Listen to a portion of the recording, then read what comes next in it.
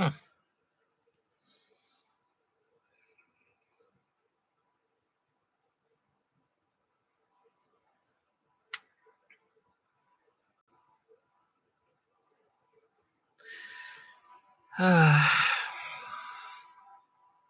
Hey, Julio, what's up, man?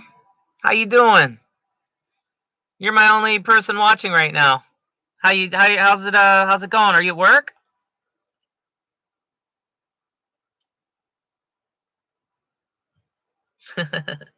Hi, Derek-san. Clap. That's very cute.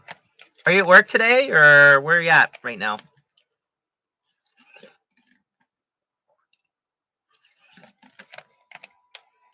I'm okay, just busy as usual.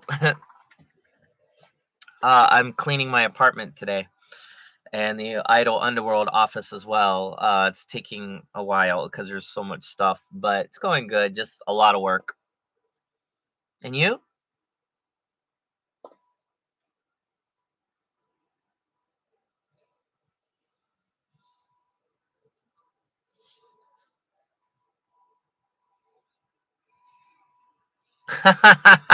That's funny. I like how you kind of try to do these like sneaky little things here where you're like watching online, but you're also at work. That's just the best way to go, man. How's everything in your part of the world? Is it nice out? Weather good? Life good for you?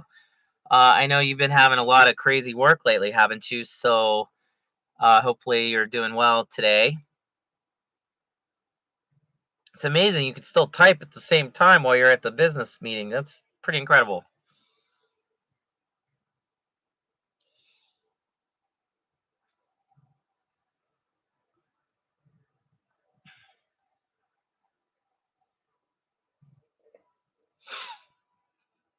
Maybe you're busy. Okay.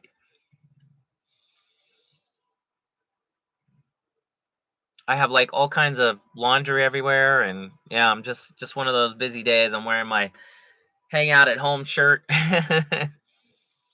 So it's been kind of a really busy day for me. Just literally all day, morning to night, been cleaning my apartment and the office. I'm still nowhere near done, but it's getting there. It's getting there. So, but I'm glad that you can check in while you're at work. I appreciate it a lot.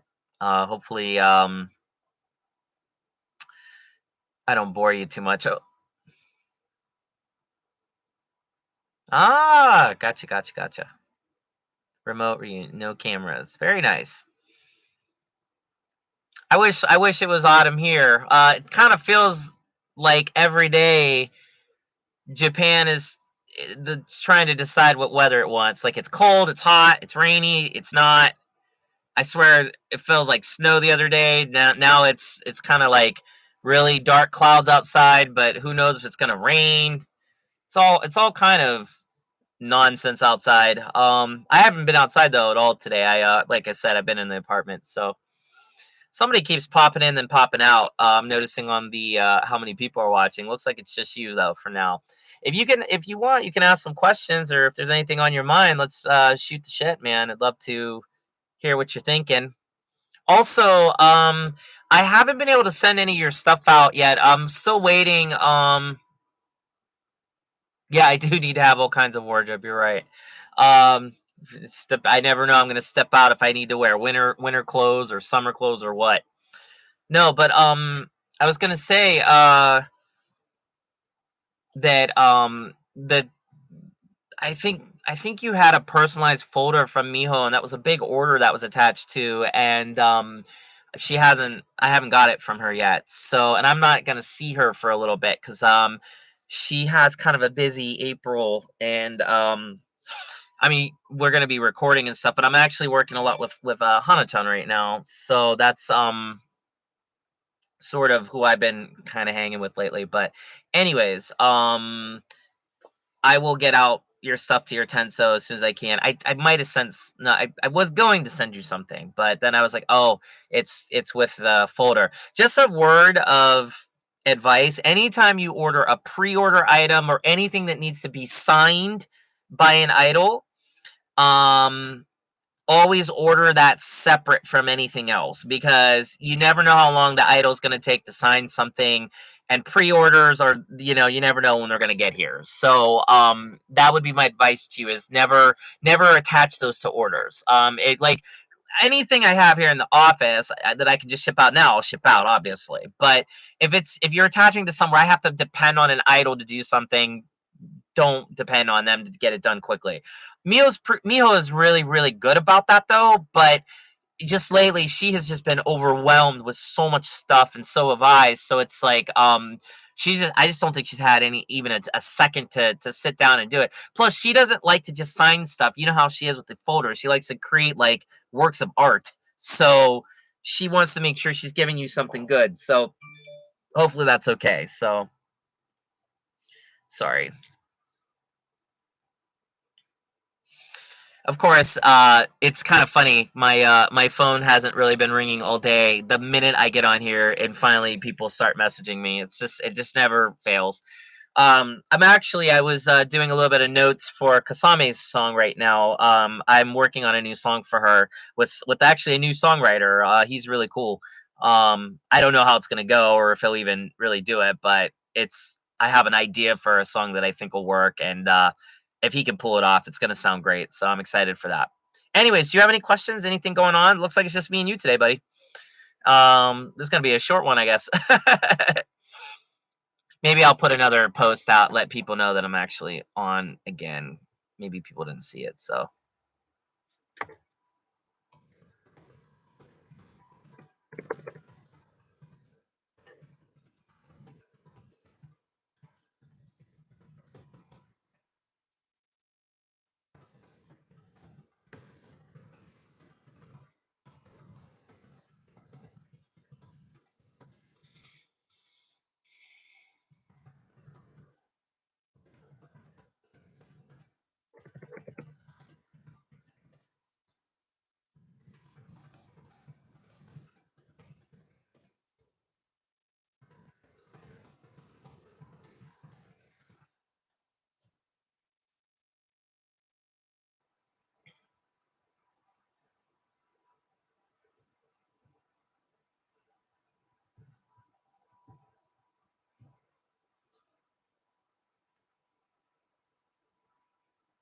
Nah, I'm glad you trust it. Thank you so much. Yeah, it's not really like it's not really a big deal. We always get everything done. It's just a matter of finding the time to do it. You're one of the lucky ones where your Tenso is actually getting your stuff to you. A lot of people's Tensos have even that is stopped. I haven't been able to ship anything out, which really sucks. Plus I just got back the other day a bunch of packages in my mail, which that's just wonderful. So now I have to go to the post office and deal with that. So whatever. Yeah, I'm always going through something, aren't I? Well, I mean, the idol world is it's so up, it's so down. There's never really any consistency to it. That's always the big problem for me is friendships and loyalty in the idol world don't exist. I mean, just they just don't. So you have to kind of take what you can as quick as you can and be prepared for whatever you're taking to not be there anymore. And that's been a hard lesson for me over and over again. I've had to learn with a lot of the people I work with, and that's just something that really is very difficult to work with and to understand. But I've been okay. Just again, it's just for me, it's just been what do I do now with Japan Post shutting down basically, so I can't ship anything really. Nobody's buying anything on Idol Underworld at this moment. I mean, very few things. Um, I can't survive like that. And plus, I have all these things coming up. This summer is huge. I might skip out on my birthday live this year just because I don't have the money to really do it this year.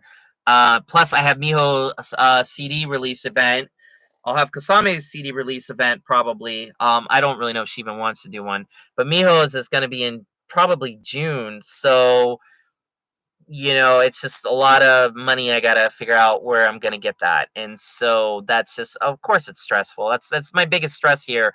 My two biggest stresses here are just no money and The lack of loyalty and friendship here with people is just very disconcerting and very difficult, because in Japan it's not, you don't get bonus points for being nice to each other. It's more like you're only as good as what you can offer somebody, and that's very difficult here to deal with. It's not like the West where, you do a favor for somebody, they do a favor for you. It just doesn't work like that here. Recently, for example, you know, I think I mentioned on my Patreon stuff, I I've had to deal with like a particular producer who I was very close to suddenly turning on me for literally the dumbest fucking reason on the planet, and it had nothing to do with me either. That was the worst part. It literally wasn't my fault what this problem was. And after that was cleared up, he was all cool. And he was like, "Oh, okay, I'm so sorry. It was a big mistake." And it's like, "Yeah, it was." But now I'm thinking, well, I don't even want to work with you, because like you were willing to throw away everything we've done together over a misunderstanding and over something that you could have cleared up with me with one question. And you just instead assume the worst. And I just don't get that. I don't get that behavior. I don't understand why that could happen after everything we've been through. And this happens over and over. It's like 3 4 times now it's happened to me with people here, and so it's just enough to make you not want to get close to anybody. Yeah, I mean there is no friendship basically. It's all business. I wish there was friendship, because it'd make my life easier here and it'd make it peaceful and happy. But you start learning that and you think, God, why am I even doing this? And I don't know. But I do it for you guys. I mean I'm still doing all this because I know how happy all of you guys are whenever I can bring you new stuff or new groups or whatever. Also, I'm enjoying watching Miho Kasame and Hana like move towards their dreams, and also my music being played is just such a thrill. Like I love hearing music again that I'm part of being out there. It brings me back to when I was in a band. JP Post hasn't been too good to a lot of people overseas for some reason. Their quality has just gone way the hell downhill, but mostly because of the pandemic. Again, it's like JP Post is a perfect example of everything that's wrong in Japan today. Everything in Japan runs on a script. And if it runs, as long as everything runs on the script, everything's good. Perfect. The minute it goes off script even a little, oh, what do we do? Oh my God. And then they just don't know what to do. And JP Post got thrown for a huge loop because of the pandemic. And then they redid so many things and it isn't working for them now. And then on top of that, they just don't know how to handle things. They don't know how to come up with creative solutions to help their customers because, again, it's off script. And by the time they figure out what to do that would help their customers, like, it's going to be too late. The pandemic will be long over because everything here moves really, really slow when it comes to business and decision making.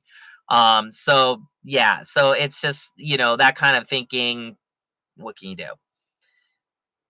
Journey is most of the fun and the growth of an idol. Yeah, I mean that's really for me the big thing. That's one of the big takeaways from Idol. If you're in this world, is it's not so much the end, it's the journey. It's how you get from point A to point B.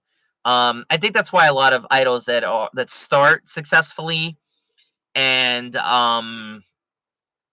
they they start off right away just on top. Like they can sing great, they can dance great. Like they don't have any room for improvement or anything. Um they don't really have, I think, a lot of people following them here because there's no reason for anybody to go on a journey with them because it seems like they've already reached the end. But when you get like a girl, for example, who's terrible, I mean, just look at AKB48. Look at Maeda Hatsuko. She's the perfect example of this. She's the poster girl for this idea. Here's this, 14, 15-year-old girl, just started AKB, doesn't think she's good, has no confidence in herself, ends up to be the biggest, most important idol perhaps in all of history as far as, well, at least AKB is concerned. I mean, you can argue maybe Yuko or Sashi, but I don't know. I look at Maida as really the first one, the real true, nothing to something story that idol fans loved so much. I mean, she embodied that. So every idol since then has tried to do the same thing for the most part. Or if you do that, it's kind of good. I mean, it's sort of antithetical to maybe perhaps Chica Idol in general with like everything that Biss brought about with, saying, fuck AKB, fuck all those groups, like we don't need them, like, let's just be strong and be crazy right away. But even in that, I feel they express vulnerabilities to some degree. I don't know. It's kind of it's an interesting thing to consider, I guess. So, it is what it is. Anyways, it's very interesting. If you don't have any questions though, that's fine. I have one for you. So far, I mean, obviously you're a big supporter of Miho. Um, yeah, that definitely makes Idol more relatable, Julio. I totally agree. If you look at K-pop, before the girls even get on the stage, they're required to be perfect. Whereas J-pop, it's almost you're required to be imperfect and then get to perfect. I don't know. It just depends, I guess, on what your theme is as an idol and whatever. But if you're not perfect, it's okay. Like it's kind of a cool thing. It's one of the reasons I like Idol here more than any other idol system in the world. Although I do like K-pop, but not for this reason, obviously, because it doesn't exist. If you're not perfect in K-pop, you're out pretty much. But anyways, no, the question I had for you is besides Miho, who you've supported tremendously and continue to support, which I'm very grateful for. Thank you. Is there any other idols you've seen through Idol Underworld or through what we've been doing that's really impressed you? Like anybody who's really stood out here also idol wise for you that maybe I've that like you've got to see here because I really am curious like who else you really like and stuff.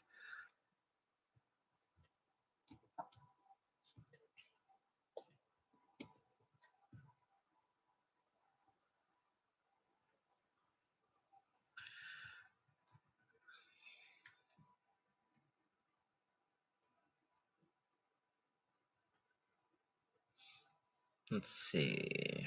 Okay. Yeah, Kasame, of course. Yeah, she's great. She's playing tomorrow actually at Heaven's Door, which will be a lot of fun. She's playing with Aphrodite, so that should be a good time. I hope. We'll see. We'll see if anybody even shows up because it is on a weekday. But I think like it's Golden Week starting or something. I don't know. Maybe I'm totally off on that. Maybe Golden Week's not for another month. Something's starting next week. I'm beginning the school year. I don't know. Anyways, yeah, she's great. Is there anyone else? And again, I appreciate it. She's my idol as well, so that makes me happy that you like two out of my three idols.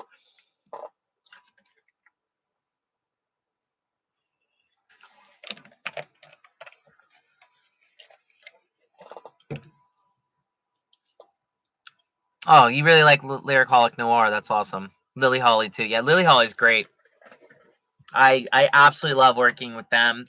Diablo Voy, their management office is the easiest office of anybody I work with that I've ever worked with. I never have a problem with them. Hopefully, I never do. Haruka is really nice and close with Miho, so that helps. Hanako-san is great. She's such a joy to work with. Um, yeah, Lyric Noir. I wish they were still around, but I think Lily Holly's doing a pretty good job of taking the mantle from them. Those three girls are really putting their heart and soul into it, and they play a lot, and they've been doing good. They've been doing fairly well, so it's always nice to see them, just doing what they're doing. So those are definitely some good ones to support, man. Nice choices there. Definitely some nice choices. So I'm glad to hear that. For me, probably well, I like working with everybody. I don't really have a favorite. They're all just really special and wonderful in their own way, which is why again I put up with all the other bullshit that goes along with working in the idol industry and just here in Japan in general. But yeah, exactly. They still play Lyricolic songs, exactly. So it's cool that they do that. And it also gives them more of a chance to play longer sets and stuff. I mean, I always want to office a great deal because I'm a Westerner and I actually do believe in repaying favors, and they've given Miho a lot of favors and me too. So I hope you like the online Checky session this month. That was fun with them. Zero's a trip. She's so funny. I'll be getting their new CD restocked too because right now it's sold out. And there's an old Lyricolic Noir CD that's sold out. But actually, that's why my phone was ringing. Their manager was messaging me about that because um, we have to figure out when we can meet so I can get the stuff off them.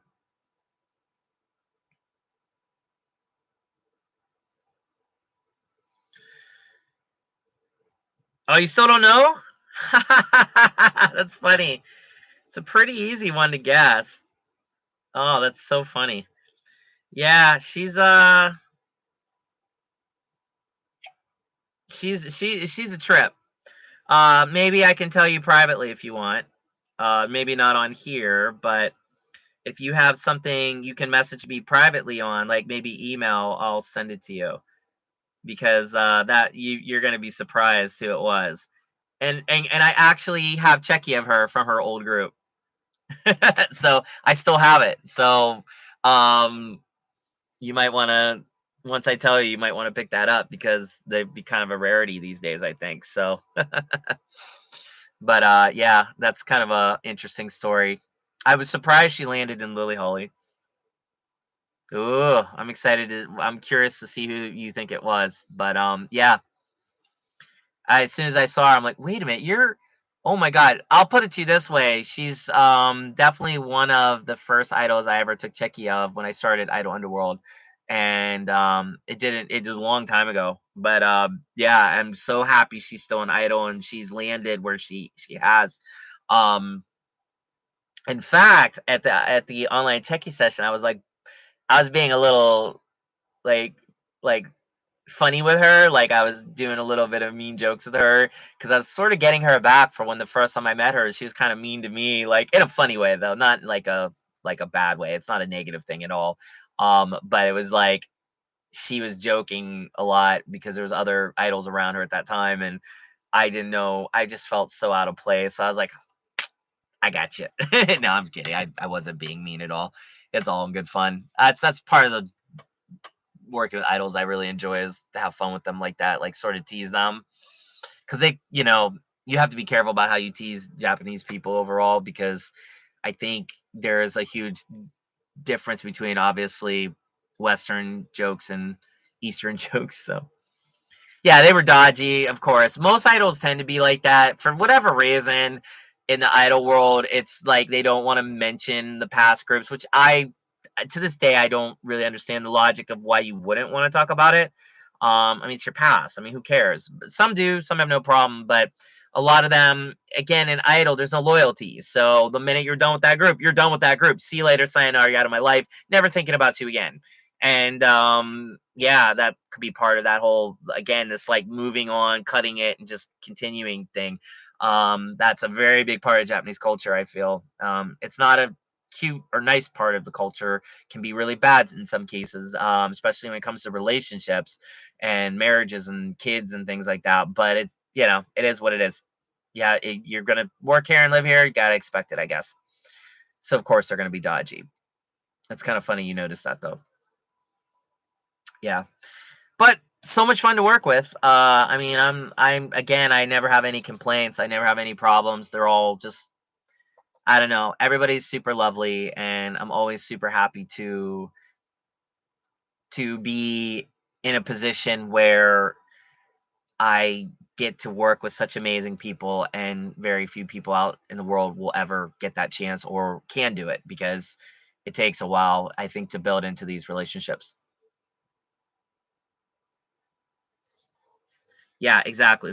It blows my mind too. But that's not just true for idols. That's true for people in Japan as a whole. Like just restarting, just like okay, done with this part of my life, moving on. And it's sort of bad in some cases, I think, because it can be very emotionally devastating to the people they're leaving behind.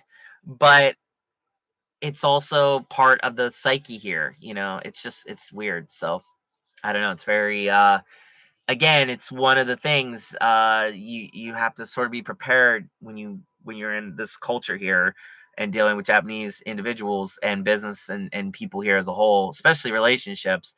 You have to be very on guard for that kind of thing because there's just no human element there. It's very much like, oh, this is you. You're not you any. I don't need you in my life anymore. Sayonara, and that's it. And it's just I don't know, roles. Everything in Japan is about roles, and when you step outside that role, you either don't exist to that person anymore because you're not fulfilling the role that you're meant to fulfill in that person's life, or they just they can't fathom that you can play more than one role. in their life. It's like hard for them to figure that out or something. I don't know. Like a good example I give is like if I go to the Konbini store and I want to have a conversation with the person at the register, and Western culture is perfectly normal to do. Now, not everybody does it. There's plenty of people like myself. I'm not always that type to like go into a store like, hey, how are you? What's going on? Blah, blah, blah, and be friendly with them. But it's also happens a lot more than it doesn't. And in Japan, like never happens. Like it's extremely like I'd say pretty rare. They just I'm gonna bag your shit and get you the fuck out of the store and see you later. I don't care about you. I don't care about your life. I don't care about the weather and talking about it with you. Just get the fuck out. And it's just very much roll, roll, roll. They can't realize, oh, you can also be a human too. You don't got to be a robot. You can also be a human and have a nice, cool interaction.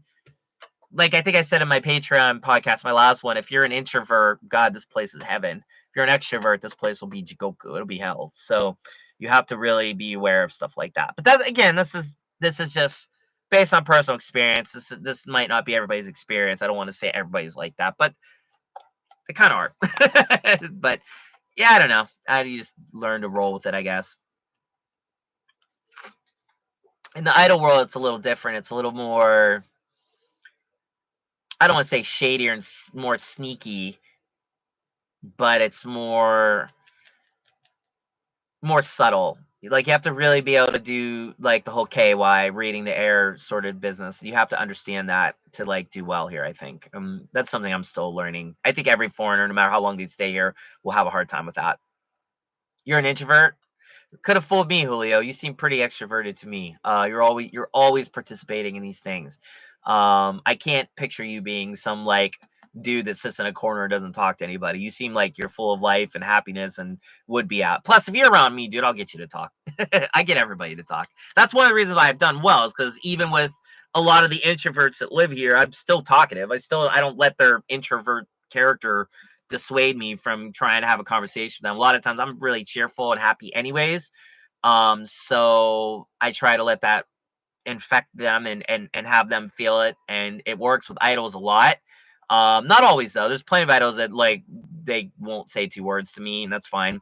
But producers are the hard ones, because the producers, I swear they're all introverts.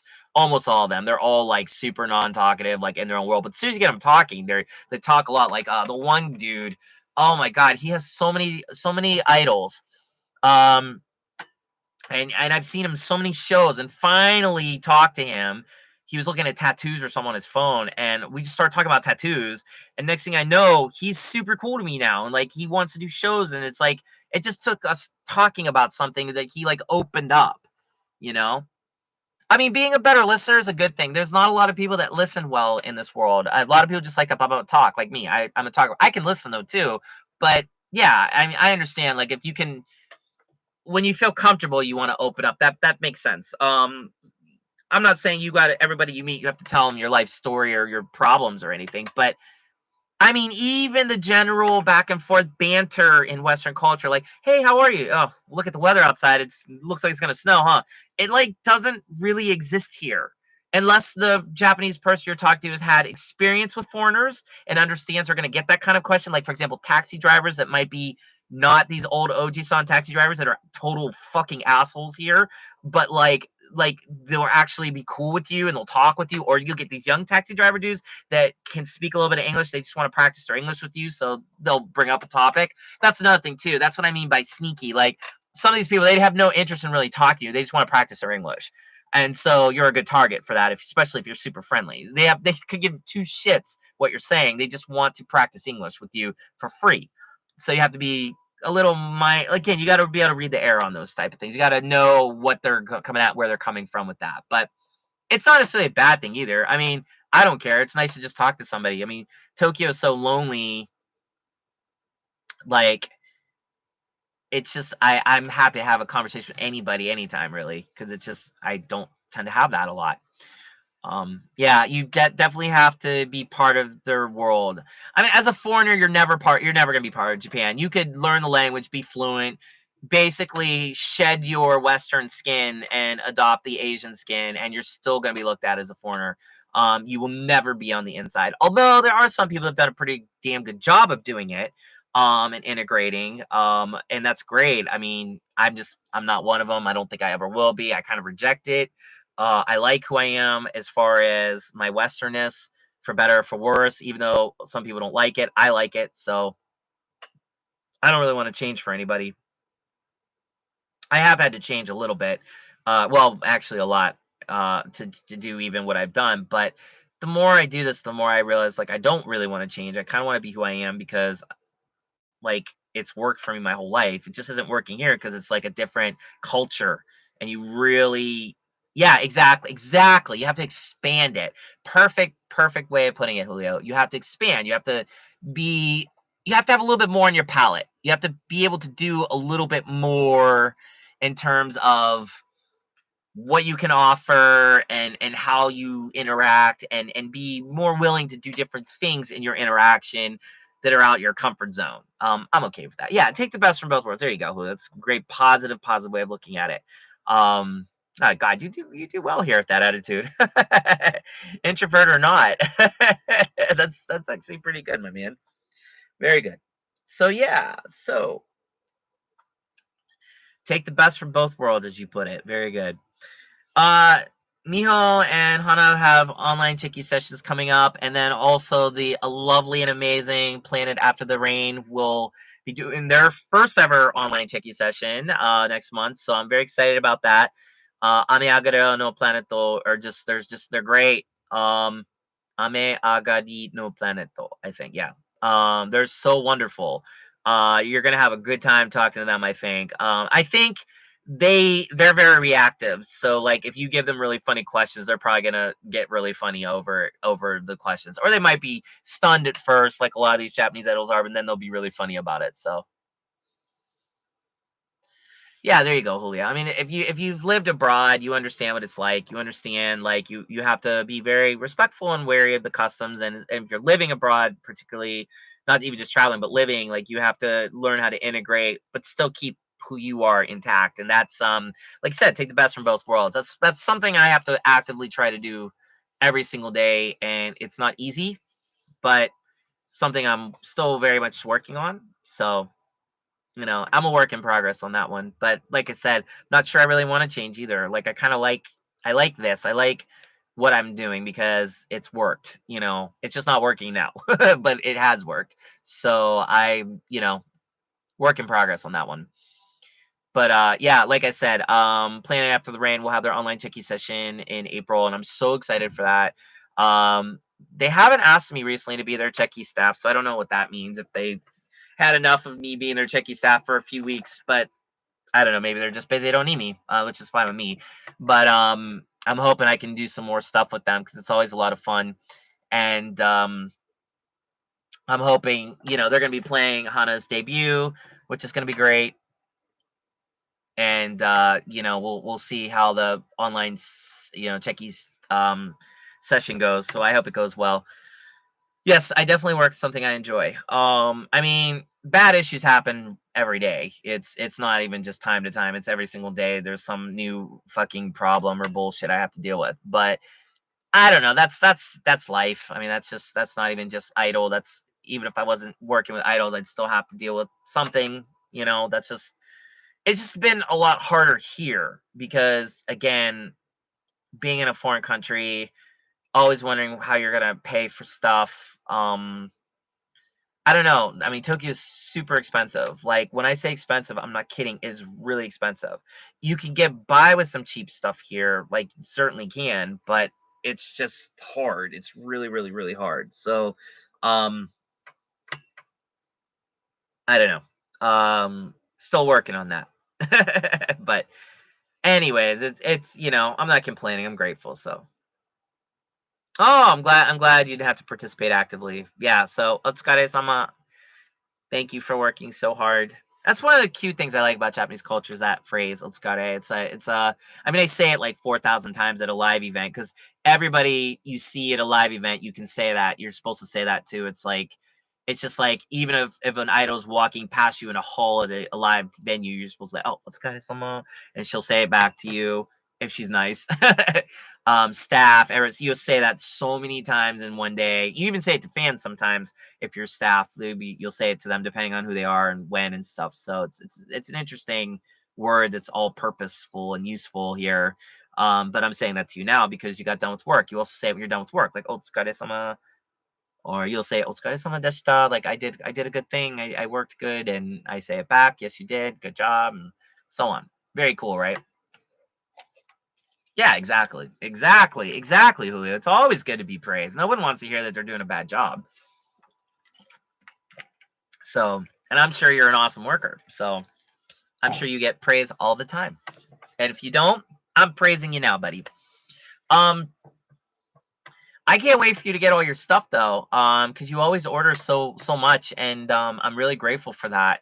And well, you got a couple online Tiki session things coming to you, and some of those Checky are really awesome too. So you're gonna have fun with that. Also, now I'm sure you're awesome, man. Don't ever get down on yourself. I have a little sneak peek of Miho's Patreon Checky, which she forgot here at the office, so she hasn't been able to sign them yet. But you'll be getting these as well. Two of these guys. She went to Odaiba, and we actually did a bunch of not sightseeing, that's kind of the wrong word, I guess, but like just some work there. Like basically went around to just we went there basically for the purpose of taking the checky, and it was just a nice little trip too. And I went on a Ferris wheel for the first time. I've never been on one in my whole life, and or at least I can't remember if I ever have. And that was really fun and interesting and scary because Miho's like a little kid in those things, and she's like rocking the carriage back and forth. I'm just waiting for it to snap and fall, and she thinks it's funny. But she took a bunch of pictures, and it was really beautiful. Um, so I hope you enjoy that, and I hope you enjoy the Checky because we went to this like mall or something that's right by Zepp, and where Zepp was, it's not there anymore, and yeah, like, that mall's not gonna be around anymore, and so we try to take pictures, kind of memorialize it. So these Checky are very special. Hopefully you like them when you get them. I think you got 2 coming to you, so I'll try to pick you 2 good ones. Yeah, it was fun because it's Miho. She's always a good time. She always cracks me up. She just fucking trolls me endlessly. Like, she's such a little brat. Like, in a good way though, in a totally good, like, friendly way. Like, if she knows I have a weakness, she'll exploit it. She knew I was really scared, and so she's, "Oh, really?" And so she started just fucking with me, and it was pretty hysterical. It's one of the reasons I like hanging out with her and like producing her and just being her friend in general all these years is she's always been like that. She's a really good heart. I mean, she's kind of, I mean, she's like all of us. I mean, she's human, but she also is kind of an angel. I don't know. She's a different person. She's different than anybody I've ever met in my whole life. And good person overall, I think. So, I feel lucky to work with her, and I hope I can continue to work with her for as long as possible. So yeah. But we were actually thinking how cool it'd be to do like a off-kai event where we took some Japanese fans to Odaiba and put them in the Ferris wheel with her. It'd be so funny. Oh, that's good. That's good. I hope when you get it, you'll post it online and kind of keep the spirit alive. Remind people Idol Underworld is still around, and hopefully people will buy some stuff to help me out. That would be really wonderful. So, but yeah, very cool, man. Very cool. I'm so happy to hear that you will be getting the stuff, and hopefully there won't be any issues, and you'll get it, and that'll be great. Yeah. So thank you for that, like in advance. Seriously, thank you. Very, very, very, very, very cool.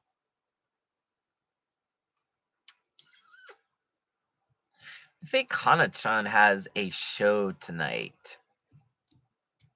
Yeah, I'm pretty sure she does. Does she have a show? Sorry. I just want to make sure.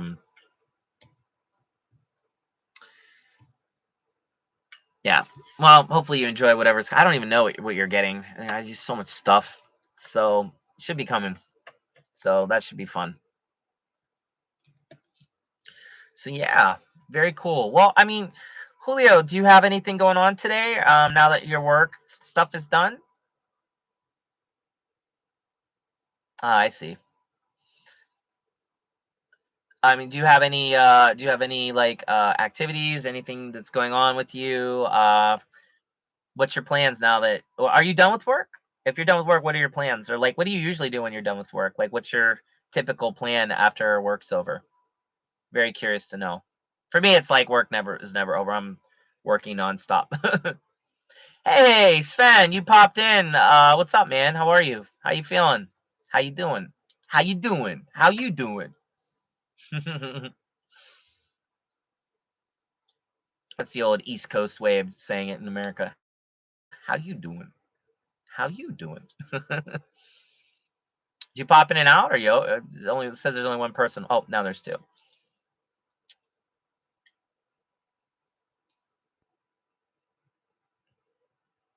Oh, you still got a lot of hours to go. Well, good luck on that, man. Well, but for example, let's say 6 p.m. is done. What is your plan after you're done with work? Like, what do you plan on doing?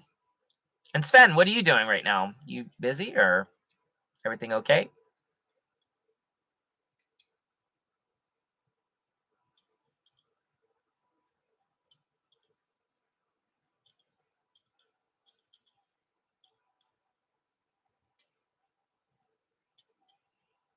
Somebody made you angry? I'm sorry to hear that, man. What happened? I hope it was okay.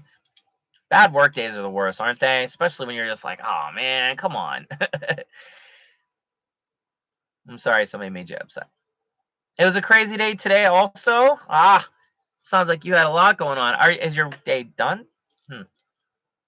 Oh, you're just gonna go home and rest? Right, right. Very cool. Very, very, very cool. Well, yeah, get some rest then, Julio, when you go home tonight. Get some good food, fill your belly up, and then yeah, just plop your butt down and relax. Do something fun for yourself. It's always important to recharge.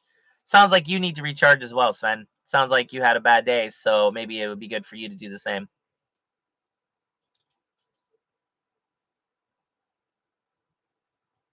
Ah!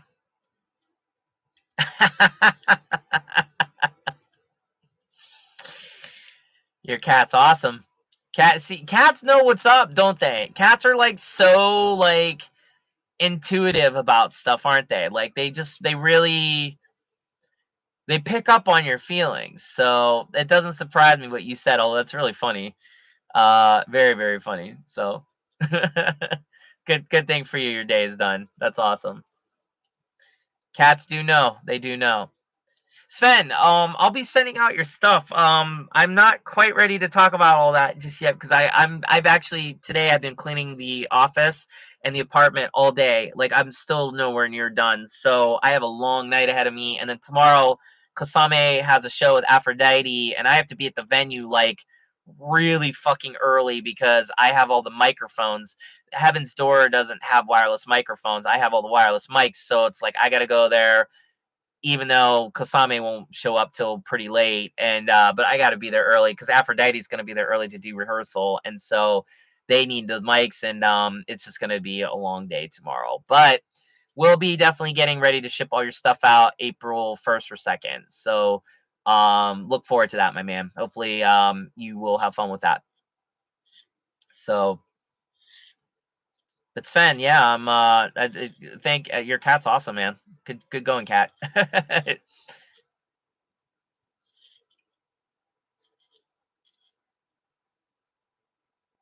Really? Like it's just, oh, here you go. Here's a new laptop. No problem. Wow. How convenient is that, right? That's very cool. You should have brought your cat with you. Say, can your cat get a laptop too? That's so funny. Your cat did that. I mean, awesome, man. It's actually really, really freaking cool. Your cat did that. That kind of thing like never seems to happen.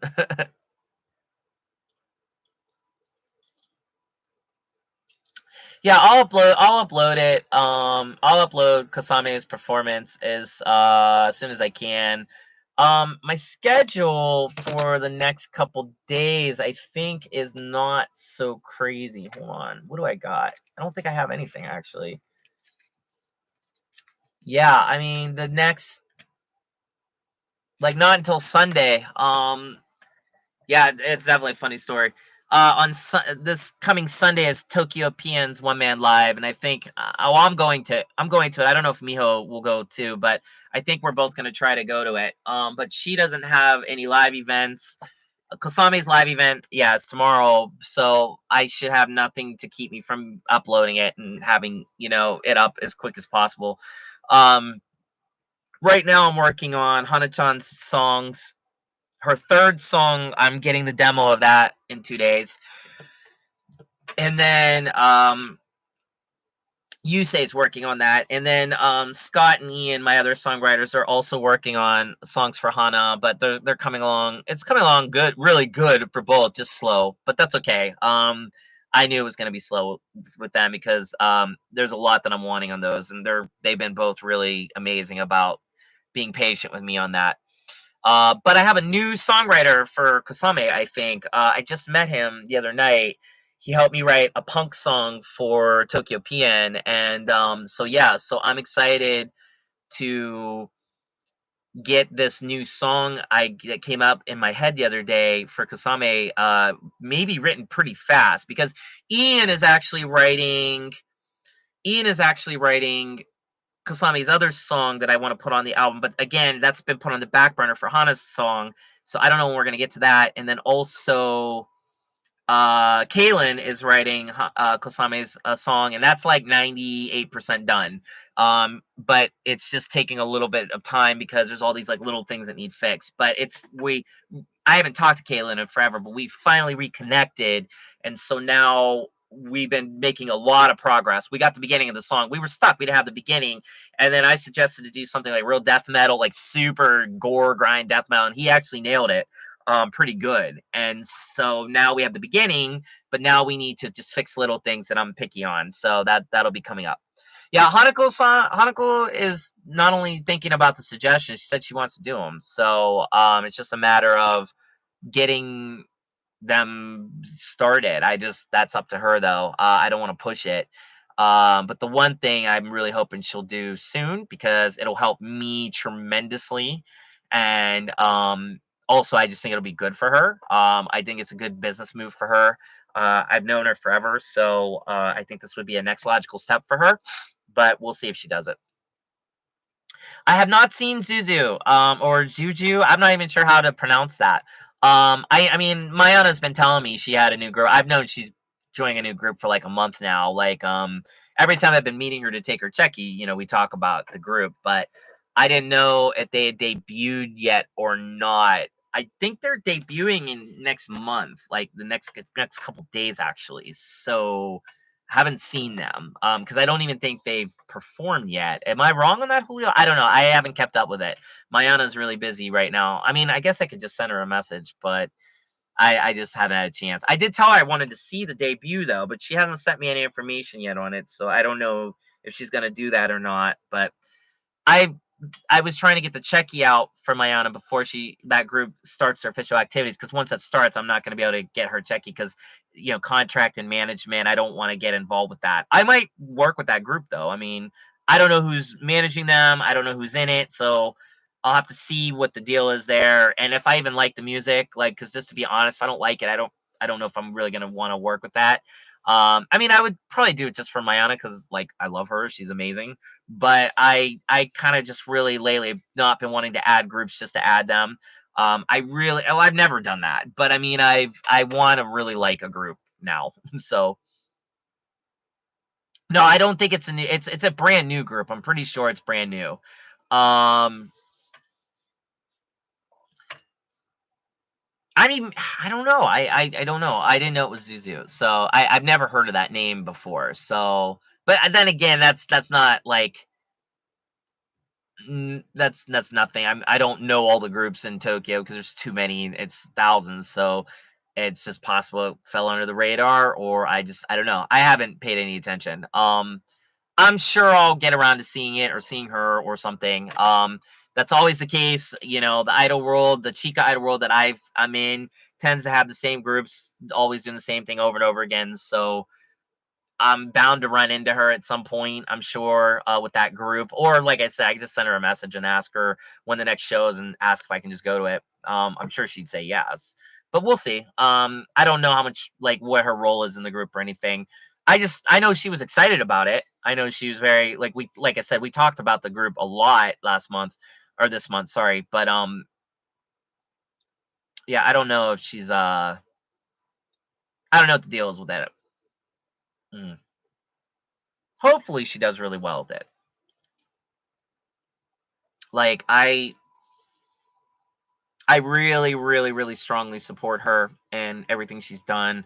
She's one of the most charismatic and most amazing idols I've ever seen on stage. So, hopefully she, you know, will continue to dominate the stage whenever she's on it, and hopefully she has enough confidence in the stage to with this group to be able to do that. But again, we'll have to wait and see.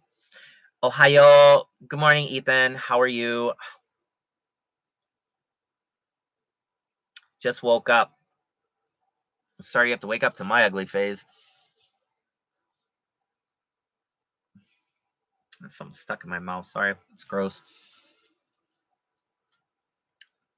Yeah, Mayana's the best. She's the thing about Mayana though is she's very different. Like wide-eyed, like interested in the world around her. But usually whenever I've been around her, she's been like flat ass drunk. So, but I've seen a lot of sober Mayana recently because I've been working with her on that. So, oh. Oh, you like the report on Juju that I did on Patreon? Thank you. Yeah, I went as in depth as possible on that report, Sven. It was hard to talk about though because I was feeling very emotional when I did that report because still feeling the loss of not having them in my life. So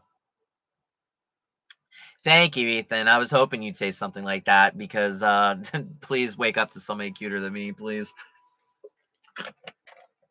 Well, Neo is always a welcome sight in the morning. Hopefully, Neo-chan's doing good.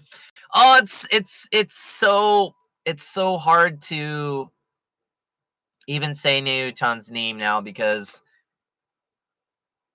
it's like I don't have a live event of Juju to look forward to go be their staff, and I'm sure for you it's 10 times harder.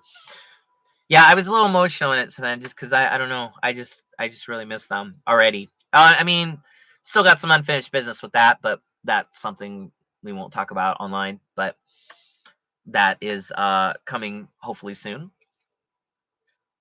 That actually reminds me, I have to send a message to them, and I have to go to their office soon, anyways, to pick up something. So I maybe I'll be seeing them after all. I hope, but we'll see. It's a weird thing to think about. Oh, she took a picture with the flower stand. That's wonderful. That's so great to hear. Well, I think you're in she's maybe, I'm hoping she sees there's this wider world in front of her, and if her group that she's producing, if she wants that group to like be part of that world, it's going to be good to start looking towards the foreigners that are out there. And I hope that's kind of a hint of many, many more instances where she'll acknowledge the foreign fan community, hopefully with her group. But if I'm going to be her staff, which I hope I will be, and I've told her as much, then I will definitely be on her about that. I'll let her know. Yeah, the other members probably did too, but it's cool. I mean, I again during that day, it was just so crazy and busy, and I didn't see the girls at all outside posing or anything. But they might have did that during the day before everybody showed up. I mean, the schedule for that day I got from the management office. It was all day. It was like 9 in the morning they arrived there. I think so. Well, at least I know staff did. I don't know if the members did. Probably not, but I'm sure when they got there, they might have, but then again, maybe not because I know there were fans, I think, lined up all day. So it's also possible that, I mean, maybe there were. I don't know. Maybe I'm wrong in saying that. I don't know. But I can imagine there being fans kind of waiting all day there. I don't know. I guess it would depend on how they did the ticketing for that or whatever. Mm. But yeah, it was a little hard to kind of deal with all of that, and still am, because again, it's like, oh, the month of April, and I literally don't really have any live events that I'm gonna be staffed for except for Zwarch, Zwarchi, Zwarch, Zwark. Zwarch. I can never say their name. Um, they want me to go overnight with them camping. I don't. I have no idea what I'm supposed to do. I got another message from their producer, so yeah. Oh, also, I'm getting their sister group, Special Cheese Menu. What a great name, Special Cheese Menu. But they'll be joining Idol Underworld probably next month as well. I have to go to the tap stock office. I'm going to their office next month, so when I go there, I'm sure I'll get their CD, and if the members are there, I'll try to snap some checky of them and kind of go from there. So wait, is this literally a vending machine with laptops? Holy shit, you weren't kidding.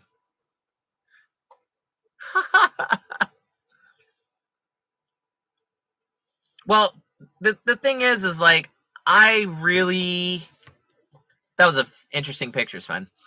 Um, that's crazy. I thought you were being kind of exaggerating, but no, there that is actually a G hunky with laptops in it. That's pretty amazing. No,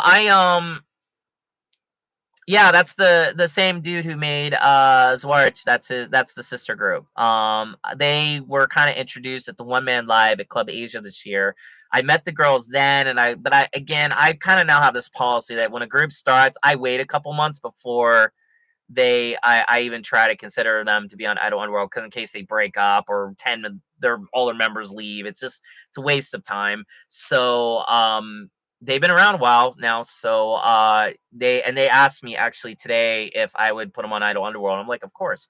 So yeah, so I'll be getting Special Cheese. I'm supposed, like I said, I'm supposed to go overnight camping with them with Zwarch, and I'm not really sure what I'm supposed to do, if I'm gonna be like how involved, if I'm just checky staff, or at Zwarch's last event, I actually did everything. I was their staff. I was literally their producer that day. Like everything. I filmed their event, did Boopon, sold tickets, took checky, walked them to state, everything. It was crazy. Yeah, their name's hysterical, but they're not bad. I enjoy them. The girls are really funny though. Even the little bit I met them, they were so funny. They just love life. They seem to. So I'm excited to work with them. And again, yeah, that name's great. It's so out there, but they're good. Like I saw them at Club Asia when they performed for Zwarch. Like it's kind of like a opening act for the One Man Live, I guess, if you will. And yeah, they crushed it. So and they were brand new. So I feel like it'll be fun to work with them. Also, I just like Zwarch. I like Tap Stock. I like all of that. Like Kote Camera Girl, I really liked back in the day. So I'm so happy I could work with them. And also their producer is really cool. He's like really friendly to me, and I never have any issues or problems. So I'm honored that they would even consider having me in their camp, considering how prestigious that group is and how prestigious the office is and everything he's done. I mean, he has a lot of credibility in the idol world, and so I'm happy to align with him. Helps my profile out. So and also I just like the music, and I like the girl. I like working with Yuri. Yuri is so much fun, and well, so is Risky and Sadie. But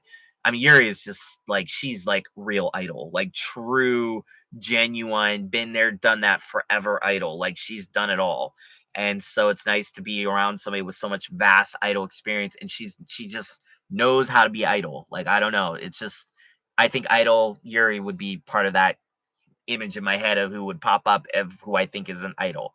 So it's fun to be around her, and plus they're just all sweet. They're big, big, big sweethearts. They're just like the easiest girls I've ever worked with, maybe ever, next to Lily Holly and Diablo Voy, which the Lily Holly, Diablo Voy, and I'd say Zwarch are probably just the easiest people on the planet to work with. Oh, Saya-chan too. Okinawa Saya-chan's, she's super easy to work with.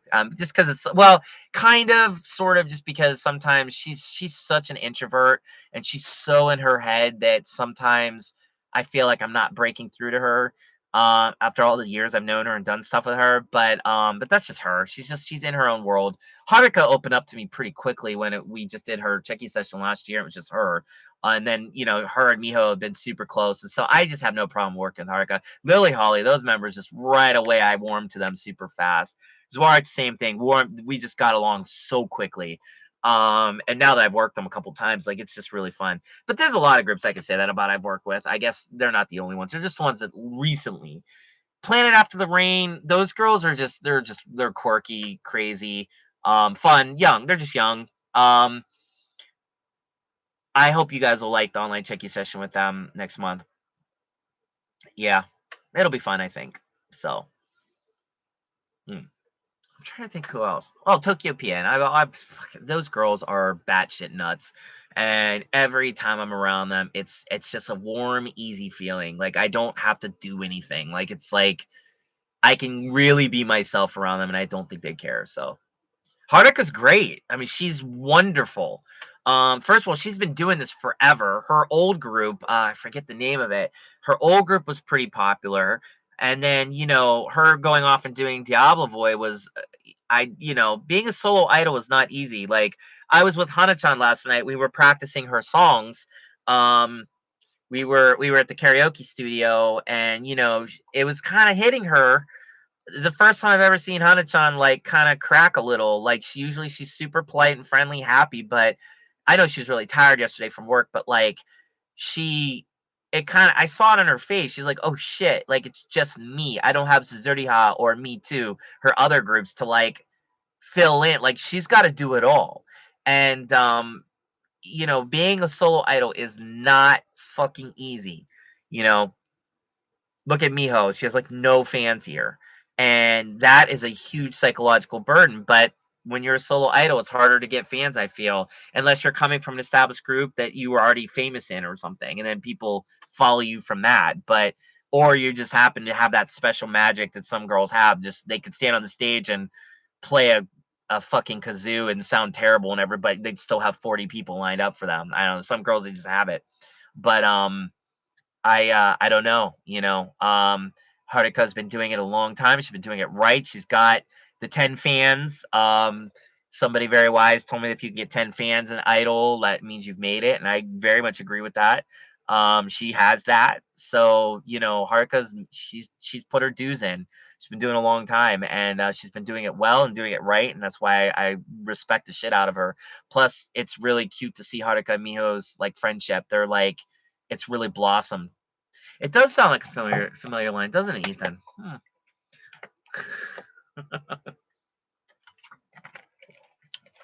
So I just it's a very true line. So I very much respect the hell out of Haruka, but what I was surprised was, up until that online checky session last year, I hadn't really talked with her. Worked with her a bunch, never talked with her. Just the way live events go doesn't necessarily mean you're going to get into these big conversations with idols there. Usually we're all busy doing stuff. Plus a lot of idols, they stay so focused because again, I think I've said before, it's all about roles. When they're in one role, they can't switch to other roles so easily. It's I don't know. So I think somebody might say that, Ethan. I think you're absolutely right. And I think what that means, and that he's a smart dude about idols, knows his shit. Or she, I don't know. It could be a she, but I think it's a he that said that. So,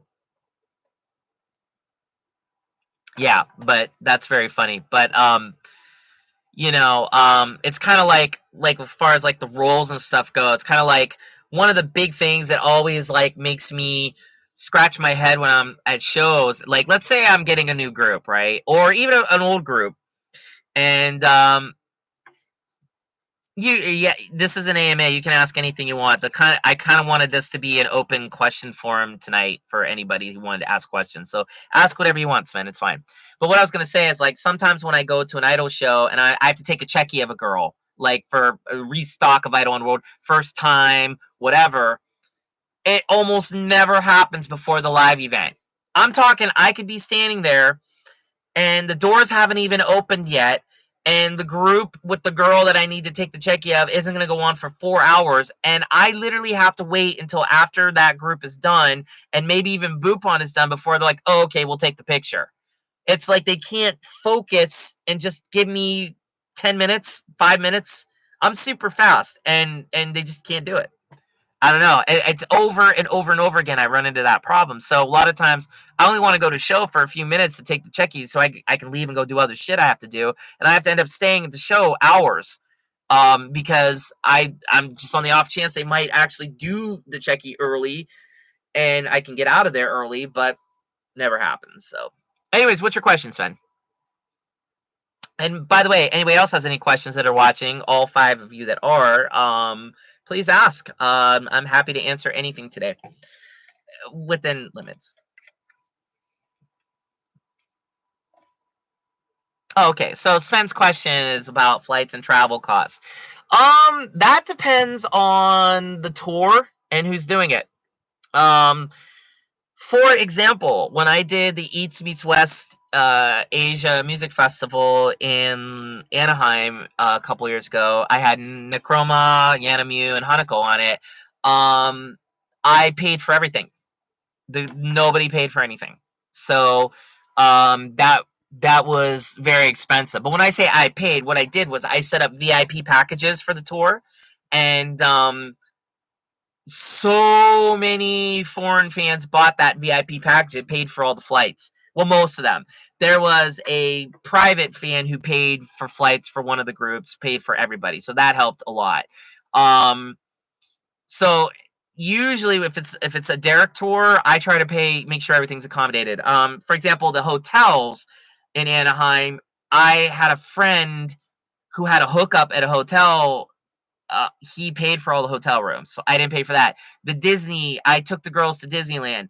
That was all paid for by another fan. So I just used my network of resources and found everybody, and I got payments for it all. So, but that's a Derek tour.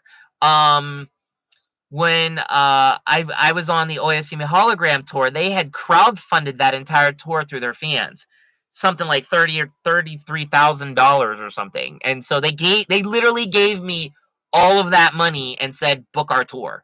So I did. So I used almost every bit of it too. And so we did like a 2-week tour or whatever. So it just depends. For example, there are some big festivals that will pay for everything. Sometimes if the girls or that group just wants to go on tour, they'll pay for it themselves just to go because they've done so well here in Japan or through sales of goods that they have a budget to go. It just depends on who's doing it and how. There's no 100% certain answer. If it's a Derek tour, I definitely try my best to make sure everything's paid because otherwise a lot of groups won't go because they don't got that kind of money to go. Some groups will pay. Some big companies will. Um, for example, if I had been able to take Juju overseas, I'm almost certain Cross Idea would have paid for that. Um, they're a big enough management company. I'm sure they could have afforded it. So, but if I take like a little group or like somebody nobody knows about, I guarantee you they're going to need help. You know, they're not going to have the money. So, really just depends. Go ahead, Julio. What's your question?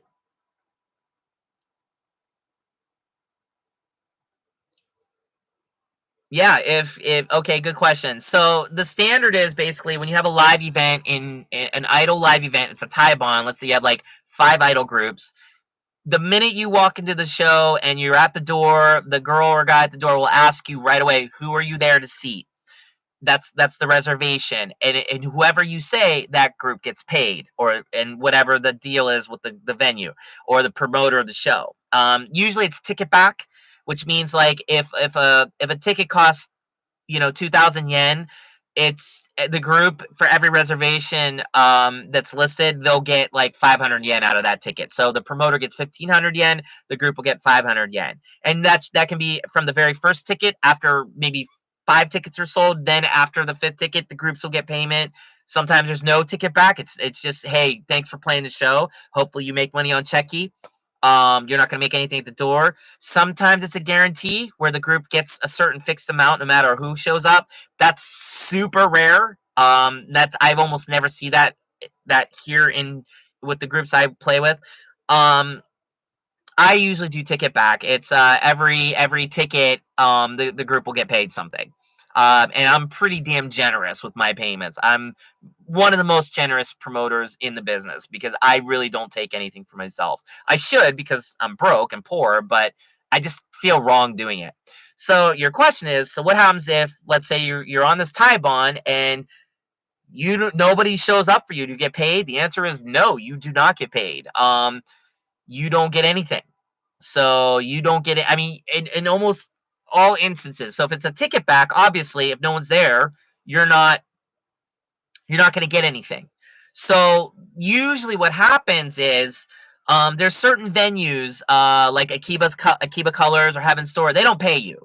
Like for Heaven Store, you have to bring like 20 people before they'll even pay you anything. Nobody ever brings that many. Maybe Hanako-san, but you make your money through selling merch or checky, because most groups, they don't rely on the fee at the door. They rely on their fans that show up to do checky, or maybe curious fans from other group fandoms to come over and do checky or buy something. Or sometimes they just do the show because they want to have a live event because it's good practice, whatever. So you're not necessarily going to make anything at a show. That's one of the biggest problems I'm currently having with Miho is we make no money at shows. In fact, I'm in the negative every time we do a show. I don't even make enough money for the train fare for her to get to the show. Because just nobody buys anything. Nobody takes checky with her. Nobody buys any merchandise. If we're lucky and she has her regular fan or fans there that do kind of show up for her every once in a while, they'll buy checky and then they kind of make it worth it. But even then, we just we never get anything. So it's extremely difficult for WAC and those type of groups. Yeah, Ethan is 100% right. Guarantees are usually done for big groups, but that's because those groups, they're gonna bring people. Like it's a guarantee. It pretty much is a guarantee, so they should get a guarantee. When I was working with Pikarin, we had a discussion about her playing an event I was doing, and she actually had a guarantee. She didn't have a ticket back. She had a guarantee. She gave me the guarantee. She's like, "Can you pay this?" I'm like, "Yeah, no problem," because it wasn't even that much. But then she backed out because management and whatnot. But we had gotten to that point where we were actually in that discussion. Pekerin was actually somebody I was going to take overseas, actually, on one of my very first overseas tours I did, but she agreed to do it, but then it was like a little too late. By the time she agreed, I'd already had everybody picked out and gone. But it was just scheduling in her case. She's a very busy girl, so like she just couldn't get away from. She was doing a movie at the time, I think. So, but she had said yes, so that was cool. But yeah, but maybe someday I'll get to work with her, and then she'll probably have a guarantee. But she's good for it. She'll bring people. She's one of the higher ups in the idol world. So if you can even call her an idol, I don't even know if you can call her that anymore. She's kind of like all over the map. But yeah, for the online checky tickets, I know it's hard, but definitely try to pick somebody because I know, for example, with the Hana-chan live debut, Hana, Kosame, and Miho, it's hard because all three are like my girls, and I know you, Julio. I know in your case, like you support Kosame, you support Miho, so it's like, who do I choose? I mean, I wish I could split the tickets. Like, I mean, if it really is that hard, I guess I could split the ticket, if it's with my idols. If it's with anybody else, it's too confusing to try to explain to the groups, like, oh, this fan couldn't pick, so they split the ticket. They're not going to accept that. So, but if it's my girls, it's fine. Like, so if you want to split between like all three girls, like I can do it, but they're getting so little on the online tickets that it almost isn't worth splitting because they're not going to really make anything. Online tickets, they're not going to get a whole lot for that because it's online. Although I want to change that a little bit because for like Miho's CD release show, we are going to be live streaming that with iColony, and I just, again, I can't really like that. Her CD show is extremely difficult for me in terms of paying, so I kind of want to make it like better. Like if if you buy an online ticket, you'll also get like a free checky and a private video from Miho or something. Like that's kind of what I'm thinking, or like a signed CD, so that I can get more people to buy to support the venue because the venue cost is it's so much to like rent a venue, and then adding iColony's fee on top of that, it's so much. And don't get let me just back up and say iColony is by far the cheapest live streaming service in all of Japan, and they do such good work, but it's still a lot. I mean, for me, it's a lot. So, you know, online checky tickets. Even then, I'm still very generous though. I mean, what the girls are gonna get, I'm I'm still like I'm making a decent amount off that, but a lot of it, again, all of it goes directly to the payments in the case of the online streaming to the venue and then to iColony. So I don't see anything until both of them are paid, and I have yet to do a single show where I've made enough money from online live stream sales to even remotely pay for anything. So I'm always in the red at shows. Like I don't think I've done a show yet where I'm in the green. So Miho's birthday show was pretty good, but that still was hard. I made a lot the day of the show with the checky that it kind of evened out a little, but yeah, I mean, I still have yet to have a good show where I'm making any money. I that's sort of a problem because again, like Hana and Miho, or sorry, Miho and Kasami, they're just not popular. Like no one cares about them here. Like it's you guys care, but no, they just don't have a fan base here. So they have like 2 or 3 fans, and even then, they don't come all the time. So we got a lot of work ahead of us to try to change that. And we're working on it. But you know, that's I don't, you know, they're not cutesy little kitty idols that do standard 4/4 time music. Like their music's complex. And they're not traditional idols. So it can be very difficult to get fans in that regard. And so, you know, it is what it is.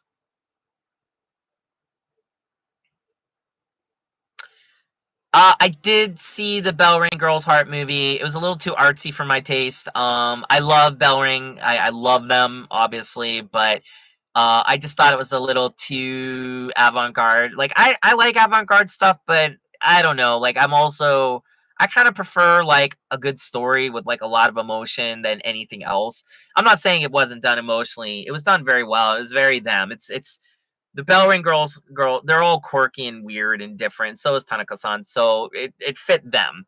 But I didn't particularly care for it. Like I'm happy it exists. I support it. I encourage everybody to watch it. I would never watch it again probably because I don't know. I did not see the movie with Hanako-san. She was telling me about it a while ago, and I was laughing because it sounded really fun and interesting. But um, I actually don't have a lot of time to watch anything. Occasionally I'll go on Netflix binges and I'll watch something, but that's usually while I'm working. Like, cause I have 2 computers set up. I have this computer, I have a computer, like like an old laptop, like right next to this one that basically just is my TV. I watch Netflix on it, but I'll have that on the background while I'm working. So even when I watch stuff I'm not really watching, sometimes I do binge, but it's rare. I think the last thing I binged was a Squid Game, because I couldn't stop watching that because it was so emotionally powerful and just crazy. I did watch Ozark on Netflix, and that was pretty amazing.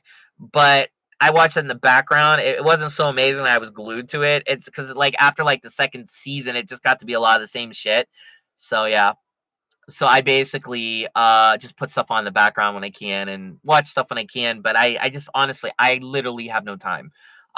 Between all the stuff I do for you guys and for the idols and all the people I work with, plus like today, for example, I've literally been cleaning the apartment since the morning and I'm nowhere near finished because this place has just been needing a cleaning for a long time, and also organization. I have so much new stuff in the office and the other room that like I there's just stuff just piled on top of each other. I got to start organizing all that because it's getting a little too cluttered, and I don't want goods to be damaged. Plus, I keep getting packages back from the post office. I've gotten like 10, 15 packages back that went out before the deadline, and apparently that didn't matter. And so now I mean, I'm getting my money back with the shipping, thankfully, with some of them, but that's a whole huge ordeal I got to go through to get that money. And then I have all these packages now just sitting here. So it's just, what can I do?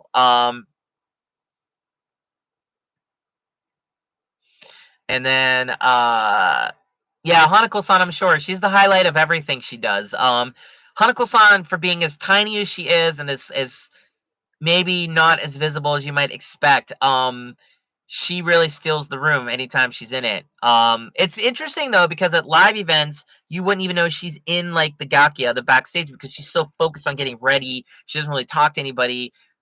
But then she's on stage and you can't look at anybody but her. Like she demands your attention. So it makes perfect sense that she would be a highlight of any movie. So that's good to hear. Oh, don't worry about whatever you're doing, Julio. Like whoever you pick, it's all good. I mean, my girls do really well with you guys. That's the one good thing about all of you foreign fans is you are pretty good about spreading the love equally between all of the idols that I'm producing. Hana, Miho, and Kasami. You guys have been fantastic with showing them all an equal amount of love. So I know with online checking sessions it's kind of like Squid Game. You have to pick somebody, but it's okay. Like they all understand. No one's upset. They don't even know who you're picking because I don't tell them who picks who.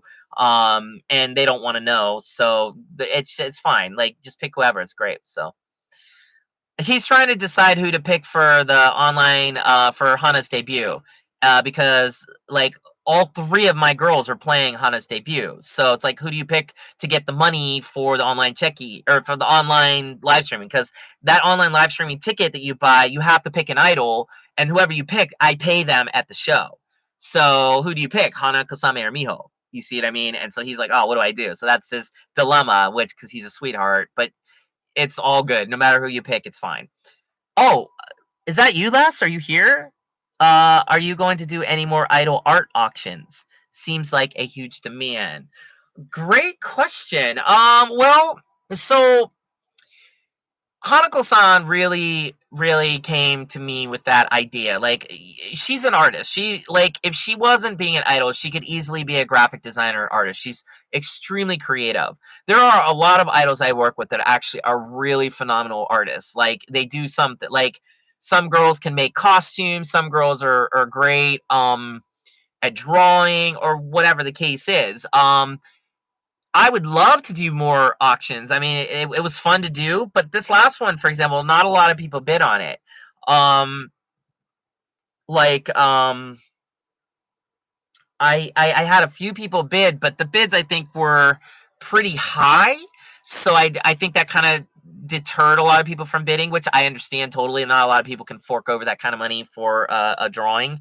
But if, for example, if Hanako-san wants to do more, that's fine. But that might actually be more in line with some of the business things that I talked to her about that she said she's going to do. Can't talk about that right now. That'll come into focus later if it actually happens. She said it will. Me and Hanako had a really good business meeting. She agreed to do all three things I proposed. We'll see if it actually happens. Because she's busy. She's got a lot of stuff going on. She might change her mind. I get it. It's cool. Like whatever she wants to do, I support 100%. Hanako-san and me have been working together a long time, so anything she wants to do, I'm all for.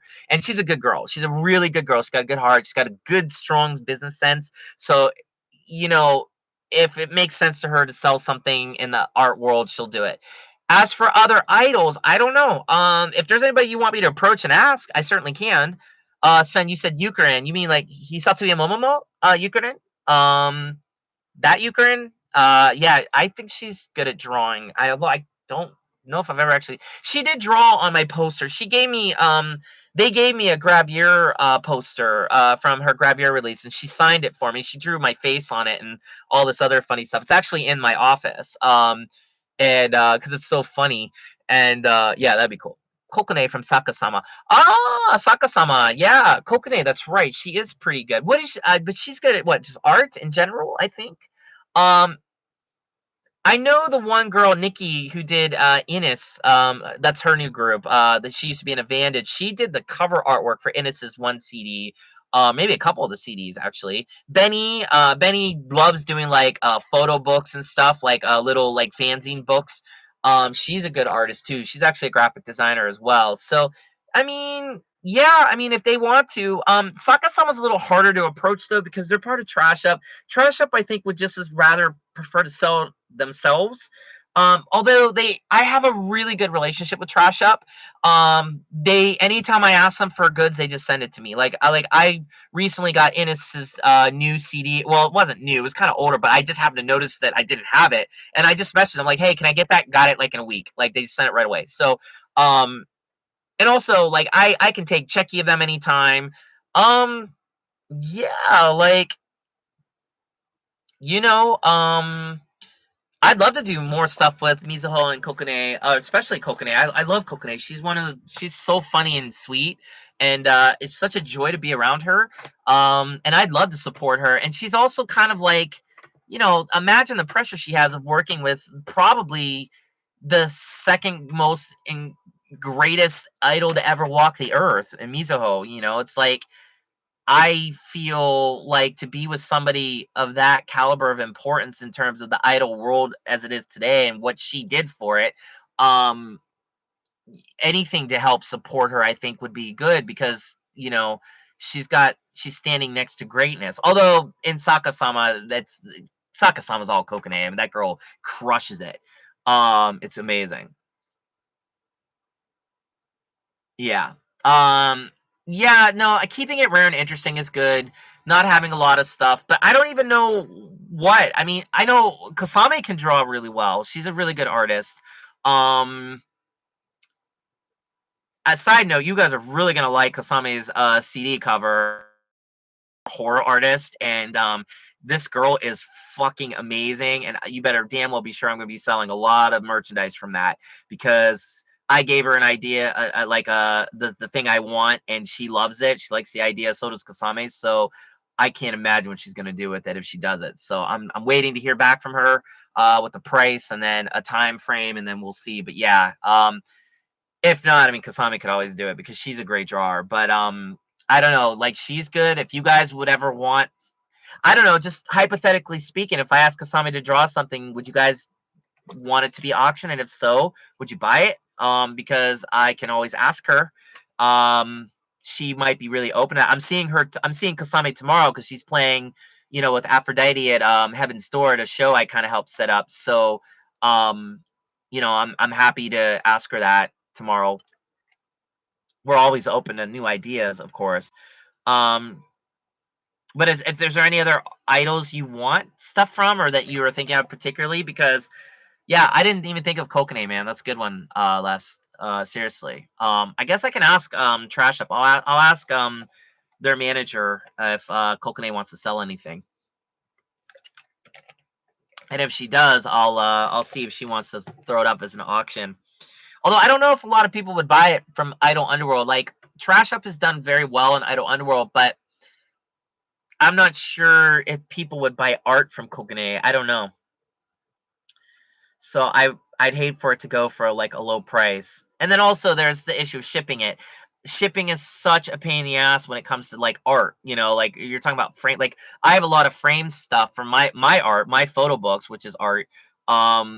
Shipping those frame things is very difficult because I have to put so much packing on it to make sure the frames don't crack, the pictures are good.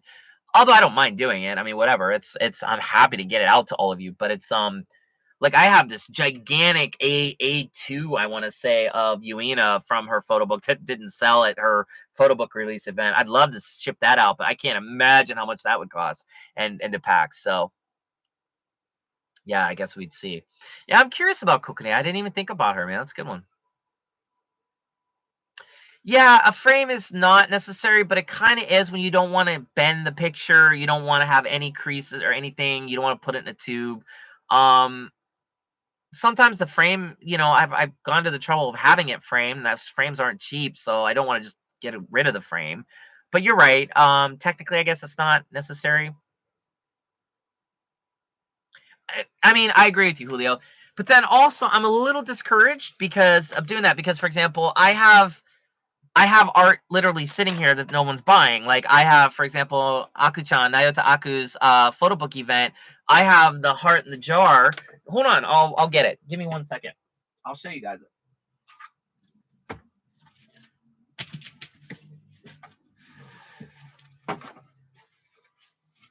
Like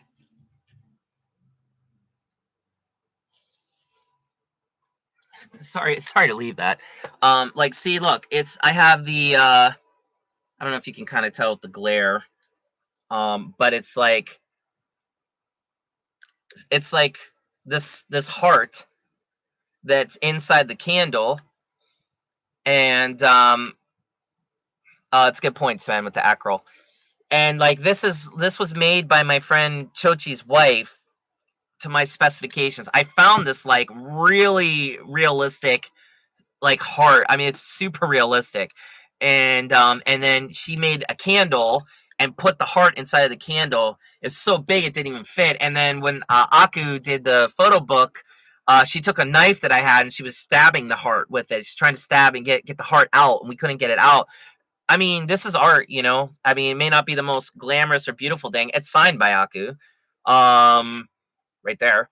So, like, I'd love to sell this, but it's been sitting here. I have Uena's conch shell that she had for the front of her photo book. I have the flowers from the Flowers of Passion poster. I still have Benny. I have Benny and uh who else had the flowers? Benny and I think Hanako-san held those too.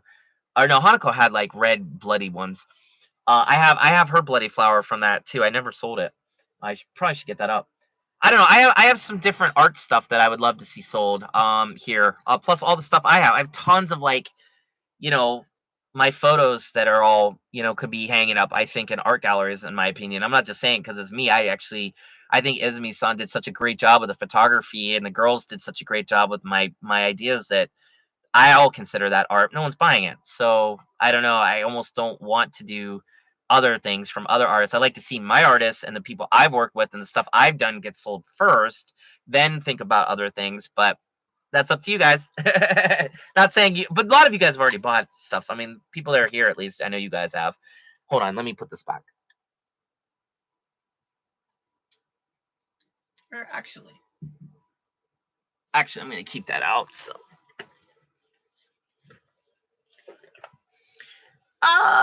Yeah, I could. But then the problem with that is the idols are expecting a certain price that we've agreed on to sell it, and so not selling it at that price can be problematic.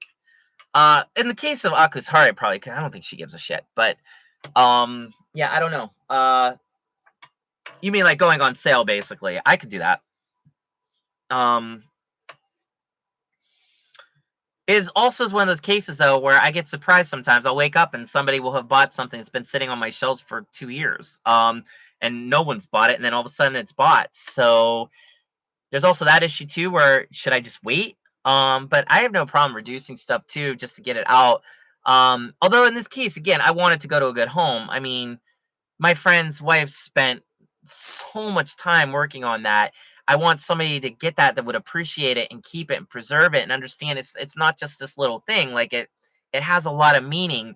I mean that literally represents Akichan, you know, and I really even to this day I still think it's a valid representation of who she is.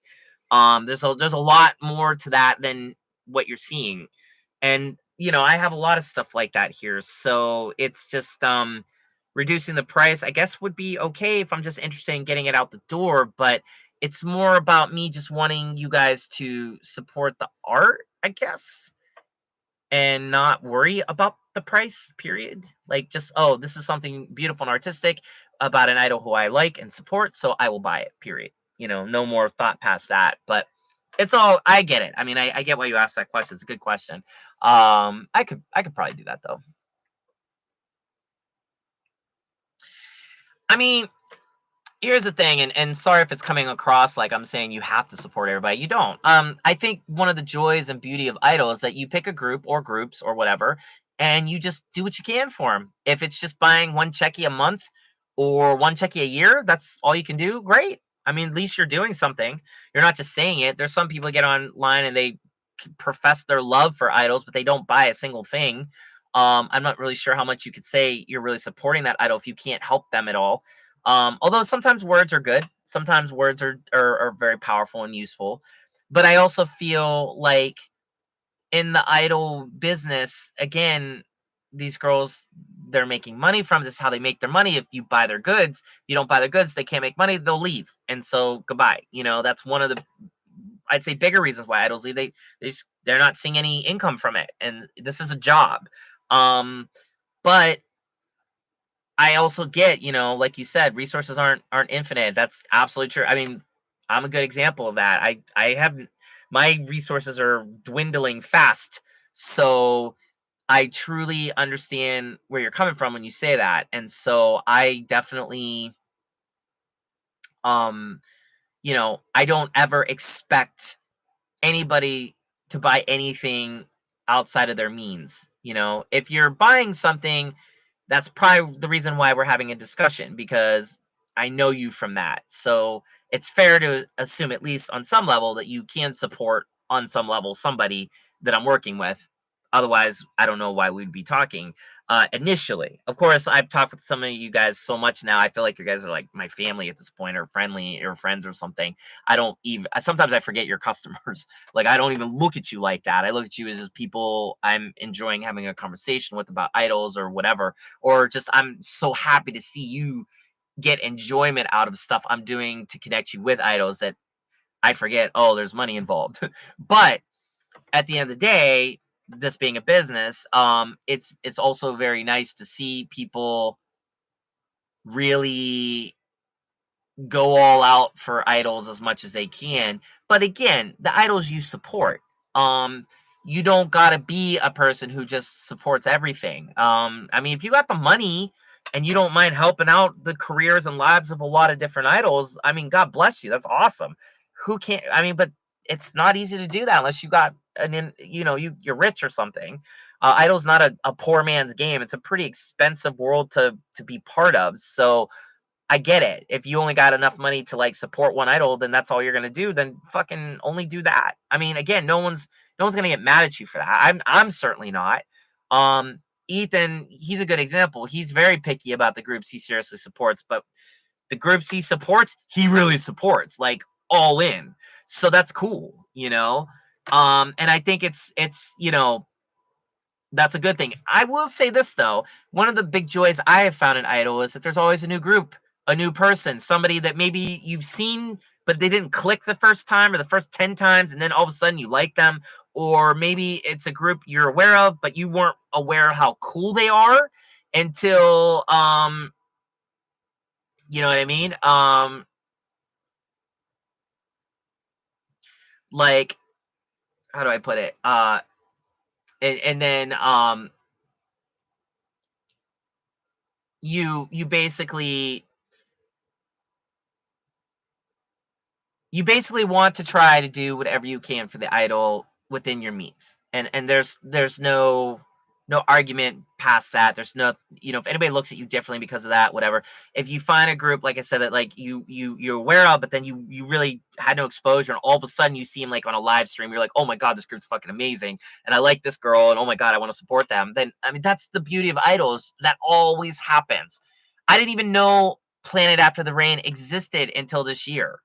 Then, well, no, correction, till Christmas. Miho played that show with them on, was a Christmas Day, and they blew me away. And then turns out their producer is a big fan of Pentaprism, who I was working for at the time before Pentaprism just fucking dropped me.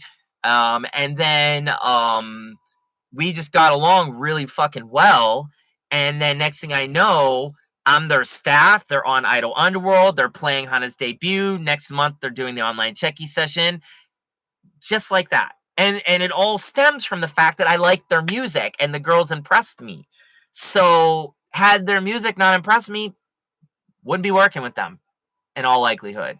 So it's the same with the fans. You never know who you're going to see on a Taibon, or just you're going to get exposed to, that's going to take your heart and say, "Oh, I want to do something with that group." So I would say keep your heart open though too, because you never know. Because I mean, unless you want to be super like Oshi, like, oh, this girl and this group alone and no one else, I live and die for them. That's cool too. There's nothing wrong with that. But if you're DD, Daria Demo, if you just like to want to like a lot of groups, oh man, Idol's the place to be, because there's so much out there, and there's so many people you can like. It's great. So I'm married, so buying checkies of young idols gets me strange looks, but my wife wants art. Yeah, Hanako-san, we had a bid in last minute. Oh, hi, Wesley. Always good to see you here. And you got a package coming to you soon because I can actually ship to you. So look forward to that, I hope. Um, yeah, like, but here's the thing. You say young idols, but I think that's a very interesting thing to say because, for one, a lot of these girls are not that young. The average age of almost every girl I work with is like 24, 25. That's not like fucking 14, 13. Second of all, here's the thing I always think is interesting. A Westerner can turn on the Olympics and watch a 15-year-old compete in a skimpy leotard, and there's no problem with that. You can sit there and watch them gyrate and do flips and spins and wearing next to nothing, and your wife won't think you're weird for wanting to watch figure skating, or gymnastics with young girls. But yet, when it comes to a girl standing on stage and dancing because of their age, it's wrong. Like, I don't really get that. I don't. It's still the same thing. It's a profession a girl is dedicated to heart and soul. You know, the amount of time and effort a gymnastics girl goes into putting training in for gymnastics. There's a lot of idols that can say the same thing. There's a lot of idols that do just as much work every single day. There's some idols I know spend money out of their own pockets just to get voice lessons so that they can sound better on stage. You know what I mean? And they put their whole heart and soul into it. And what? Because they're fucking, I guess, what, 18, 19? Can't like them, can't support them. You're too young. Why? If they're passionate and they're on that stage, no, I say that's easy to support somebody like that. I don't give a fuck what their age is. You know what I mean? Because I know where my heart's at. I'm not looking at this young girl thinking, "Oh, I want to do something sexual with her." I'm looking at her and thinking, "Yeah, you're amazing. You're an incredible talented artist." I mean, I don't know. I don't buy that logic at all. I don't see, because that's all based on the assumption and the presumption that you're a pervert and that you're just you couldn't possibly like that girl for her talent. Oh, I understand, Les, but it's an interesting argument, isn't it? For anybody that might feel that, you know what I mean? Because again, these girls are absolutely amazing. And you have to understand, if you support this person and their art, the best way to do it is, for example, buying a Checky. It's fucking $5. It's $10 for you. And that $10 helps that girl eat food that day. She can go buy a cup of ramen with it. But because maybe I can't, I'm a pervert if I buy it. No, you're not. You're helping a young girl, uh, be successful in her life. You know? Yeah, wives and girls tend to not understand unless they're idol fans or themselves, or they're not, you know, they're not presuming and assuming too much, or they're jealous. Girls have a lot of reasons as why they won't support other girls. It has nothing to do with them being idols. It's just girls being girls. But yeah, so I'm glad you're being supportive of Lily Holly, Julio, and that's good that, even though Lyric was pretty much done, Lily Holly kind of took up the banner. So yeah, by all means support them because they're doing it for you. And I did the online checking session. You saw how great they were on that. They were so much fun. They deserve the support, and who cares how old they are? Although, again, the average age of the girls I work with, it's got to be around 25, 24. Most of the girls, I work with, they're not that young. Like, they're not super, super young or anything. I think I only work with 2 or 3 girls that are under 20, and just as a side note, I think, as of next month, Japan has lowered the adult age from 20 to like 18. So technically they're adults.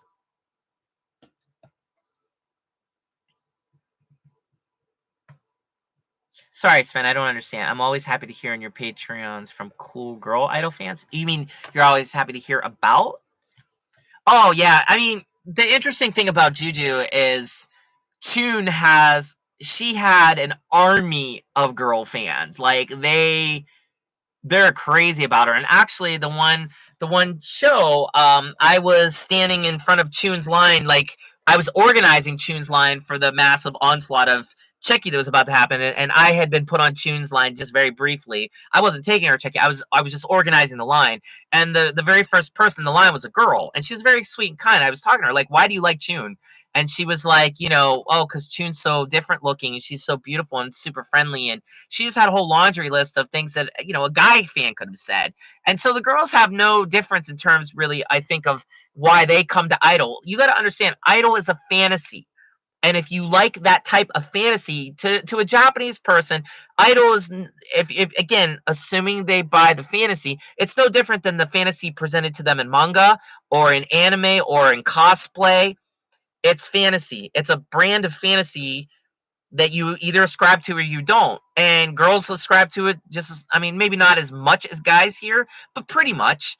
Again, Juju, if you go to Juju, I mean, there's so many girl fans there, it's ridiculous. I'd say they might even outnumber the guy fans in some cases, although maybe not. But Ethan, have a good day, man. Hopefully you're doing well. Talk to you later, bro. Good to see you. But I think what's interesting about that is how do I put it? If you go into Idol with a Western mindset and you've watched enough stupid, fucked up YouTube documentaries about idols from Westerners that put one toe in the idol world for a minute or maybe one event, you're gonna have all kinds of misunderstandings and misjudgments and wrong ideas. I mean, you'll never be able to really understand this world unless you live in it. And the sad part is about Idol, and the thing that like everybody in the West always focuses on, is the young girls and you being an older guy supporting them. And honestly, that is not a problem almost ever. I'm serious, ever. The big problems in Idol is just the fact that there is no loyalty, that girls graduate real fast, and they don't know how to make money.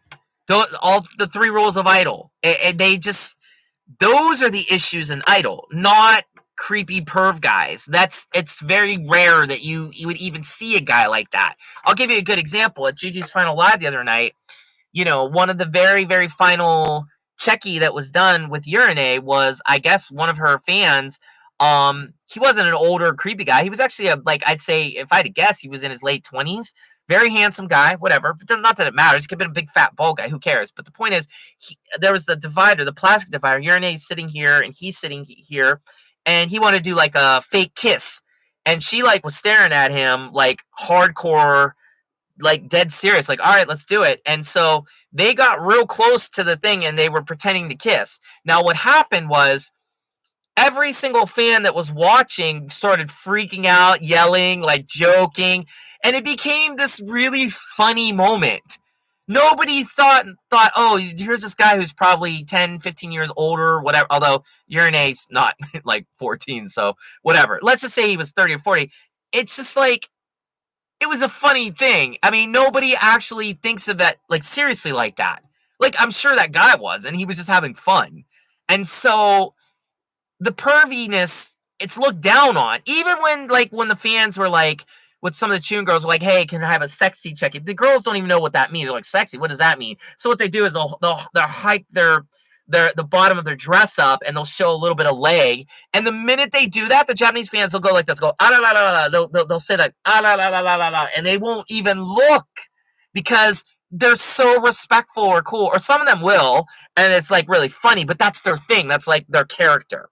They play a role. Like, I'm gonna pretend I'm a hentai fan or something, but it's a role. But the reality is, these fans, they don't. I mean, I can't speak for them. I don't know if they have fantasies about the idols at home, if they think like that. But it's just not an issue. It's only an issue for foreigners, I swear.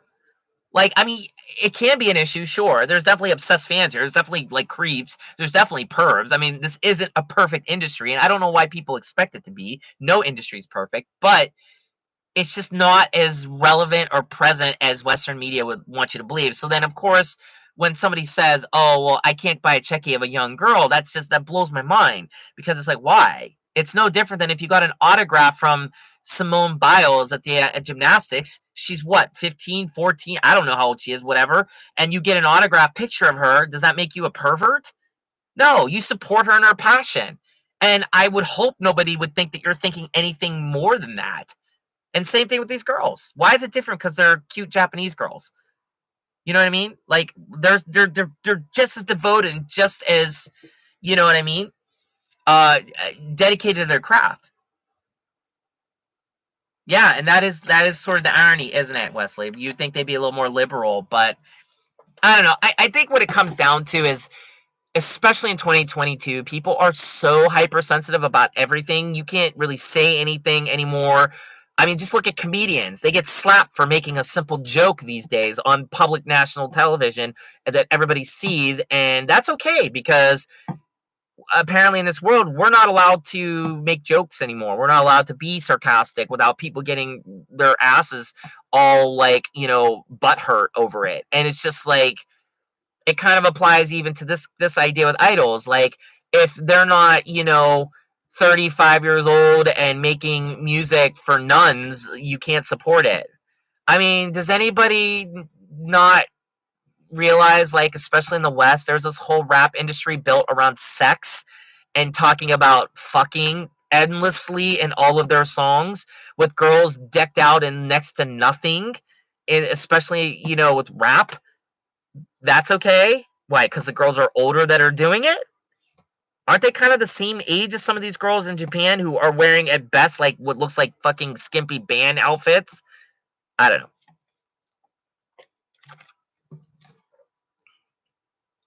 Yeah, exactly, Sven. Everything is rule based. So, like in the idol world, it's very rule central. Like, the very first time I went to, the very, very, very, very, very first Checky I ever did was with Europiko from Guso Drop, who's now in Apocalypse, was in Bakura Joshi. Had no idea what a Checky was.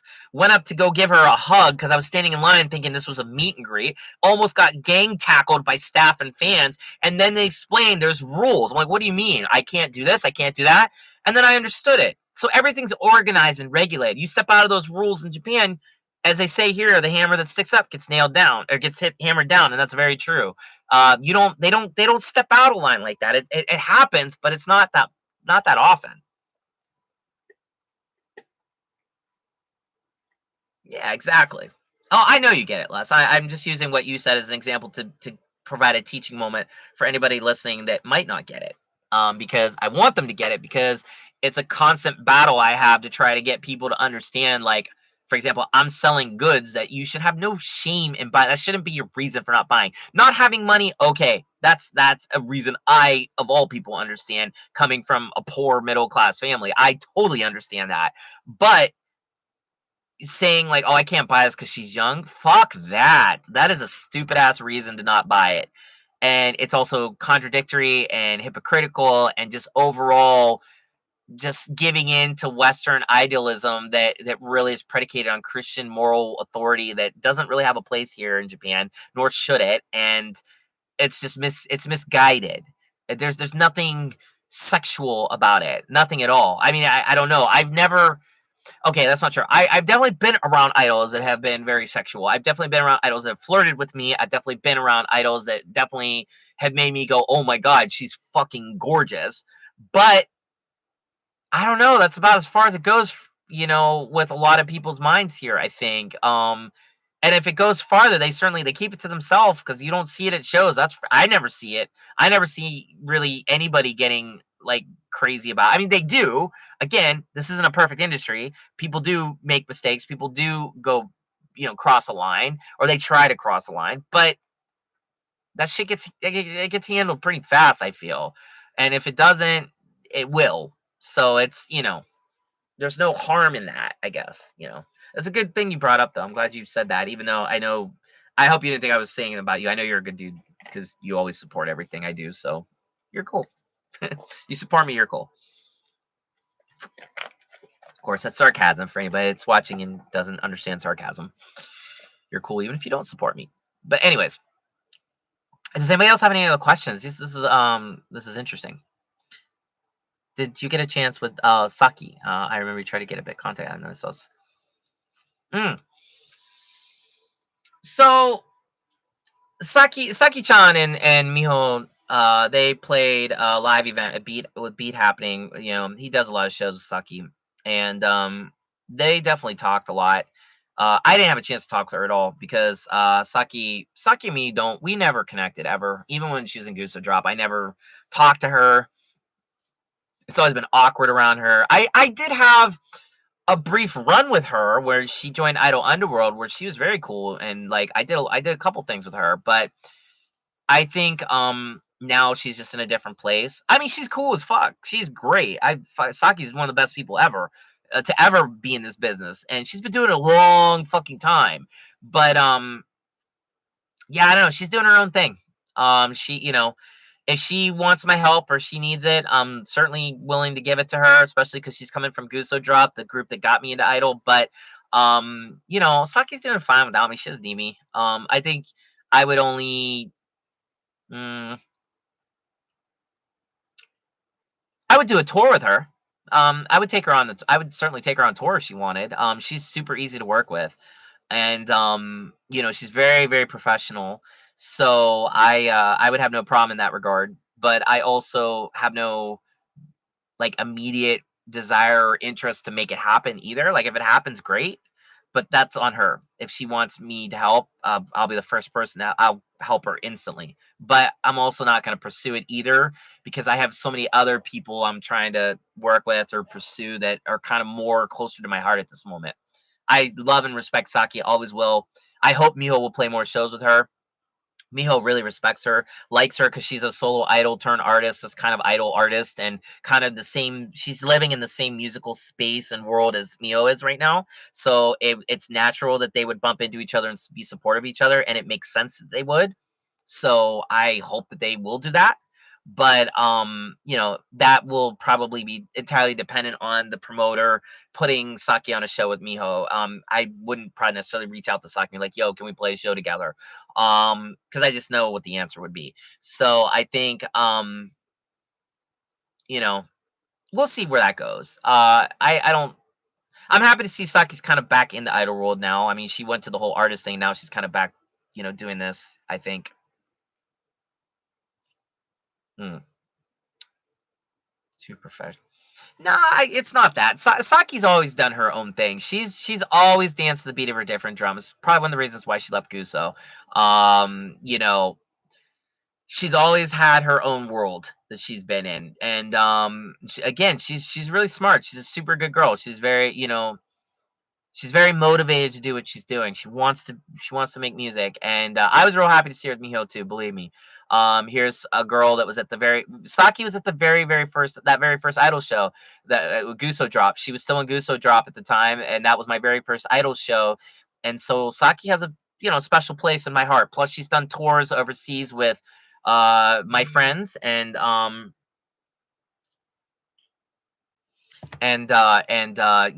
she has done nothing but I've only heard good things about her from my friends that worked with her overseas. Yeah, she's just great. I would love to see her and Miho do a lot more, but let's see that relationship develop naturally.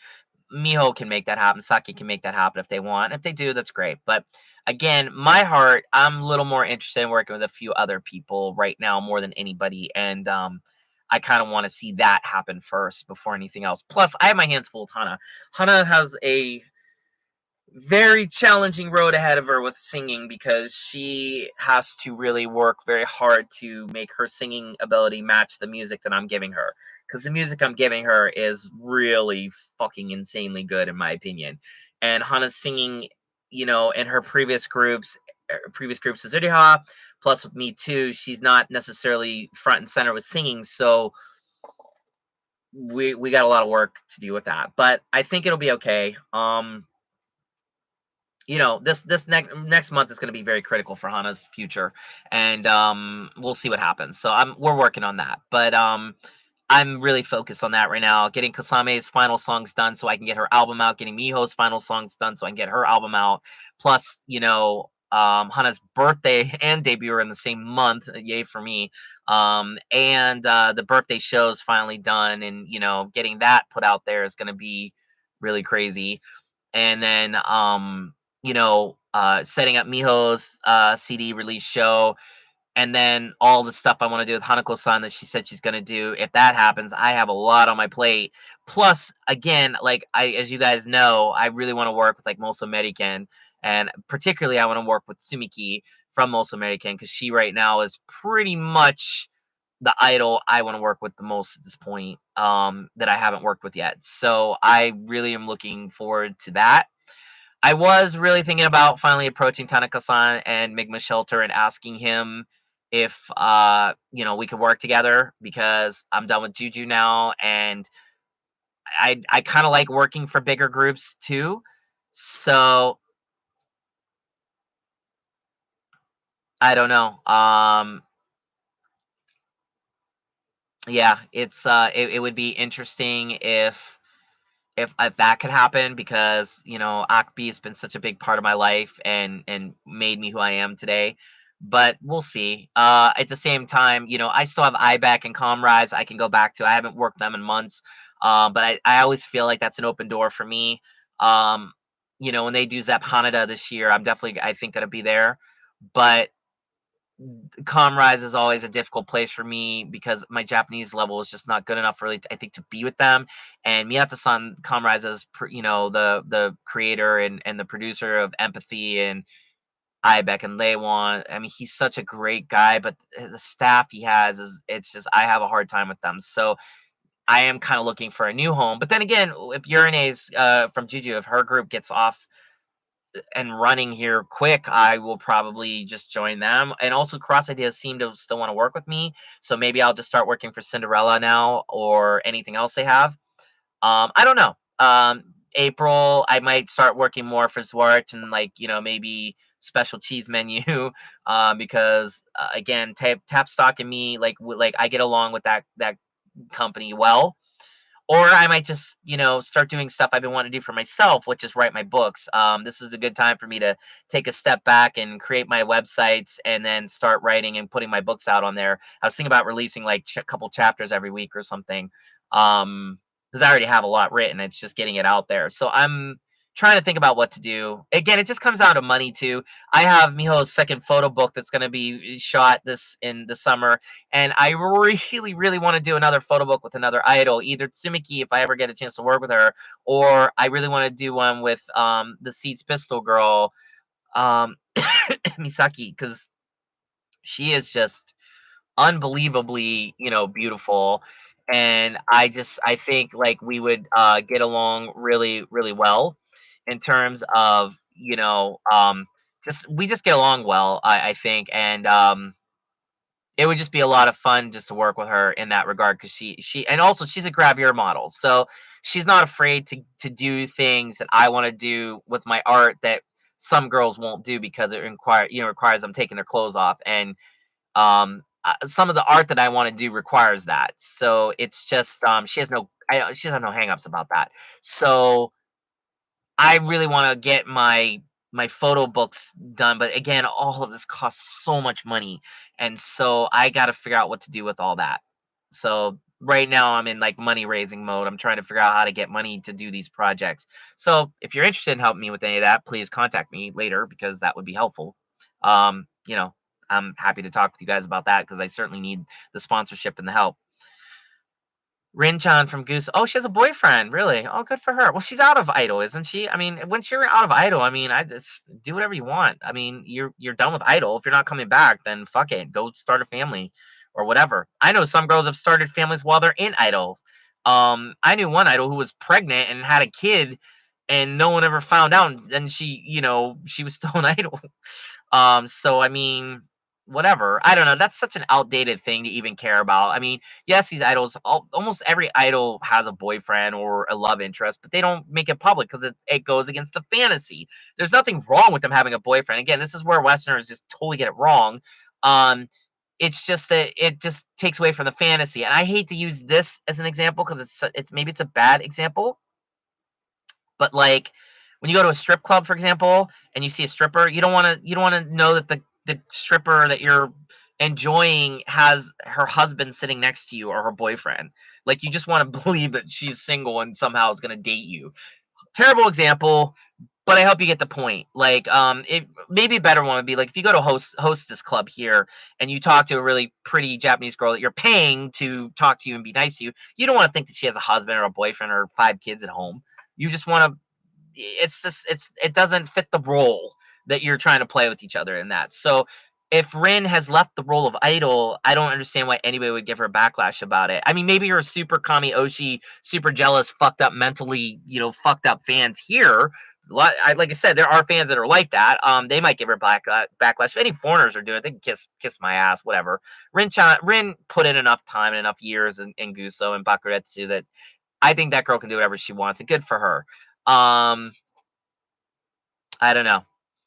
But at the same time, you know, if she has a new band or something coming and she's an artist, then that's fine. Oh, there's Hana. She's sending me a message and I know what it's about and I gotta talk to her about that, but I'll talk to her later.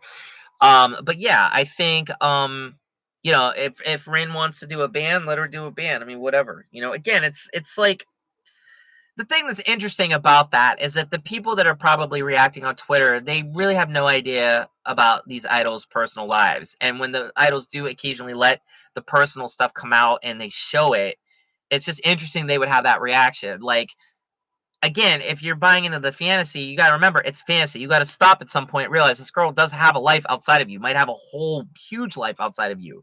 And so you have to respect that life, and that's not the role that you're playing. You're a fan of her fantasy, the idol.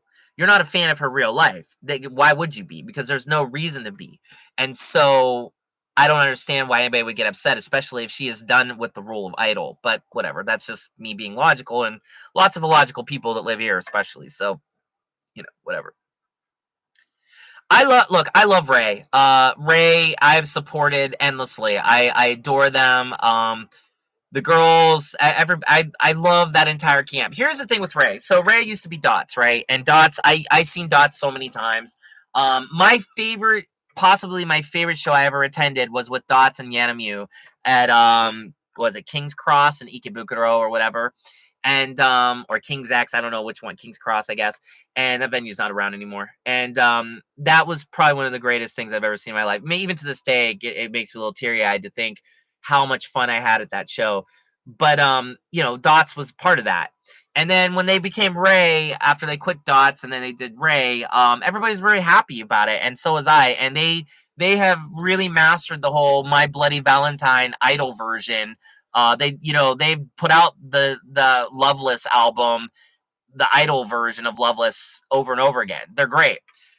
I, of course, instantly went to them and was like, yo, we gotta work together. And they seemed really open to it. And what happened with them has happened so many times with me in idol groups.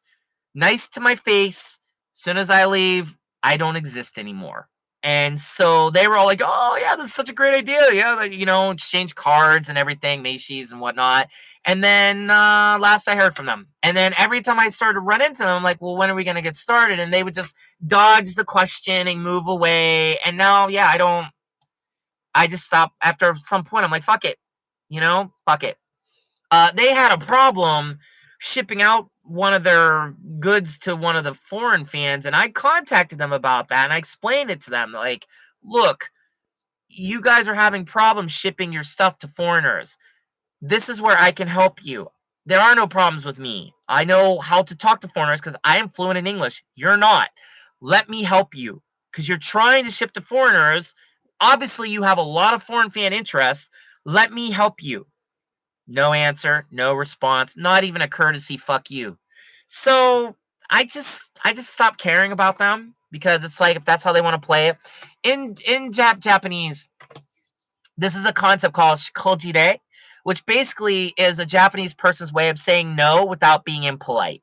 So a Japanese person will literally jump through 10 hoops, swim the Pacific Ocean, go to another country, swim the Pacific Ocean again, then probably hide in their bedroom for 3 weeks before they say the word no to you about anything.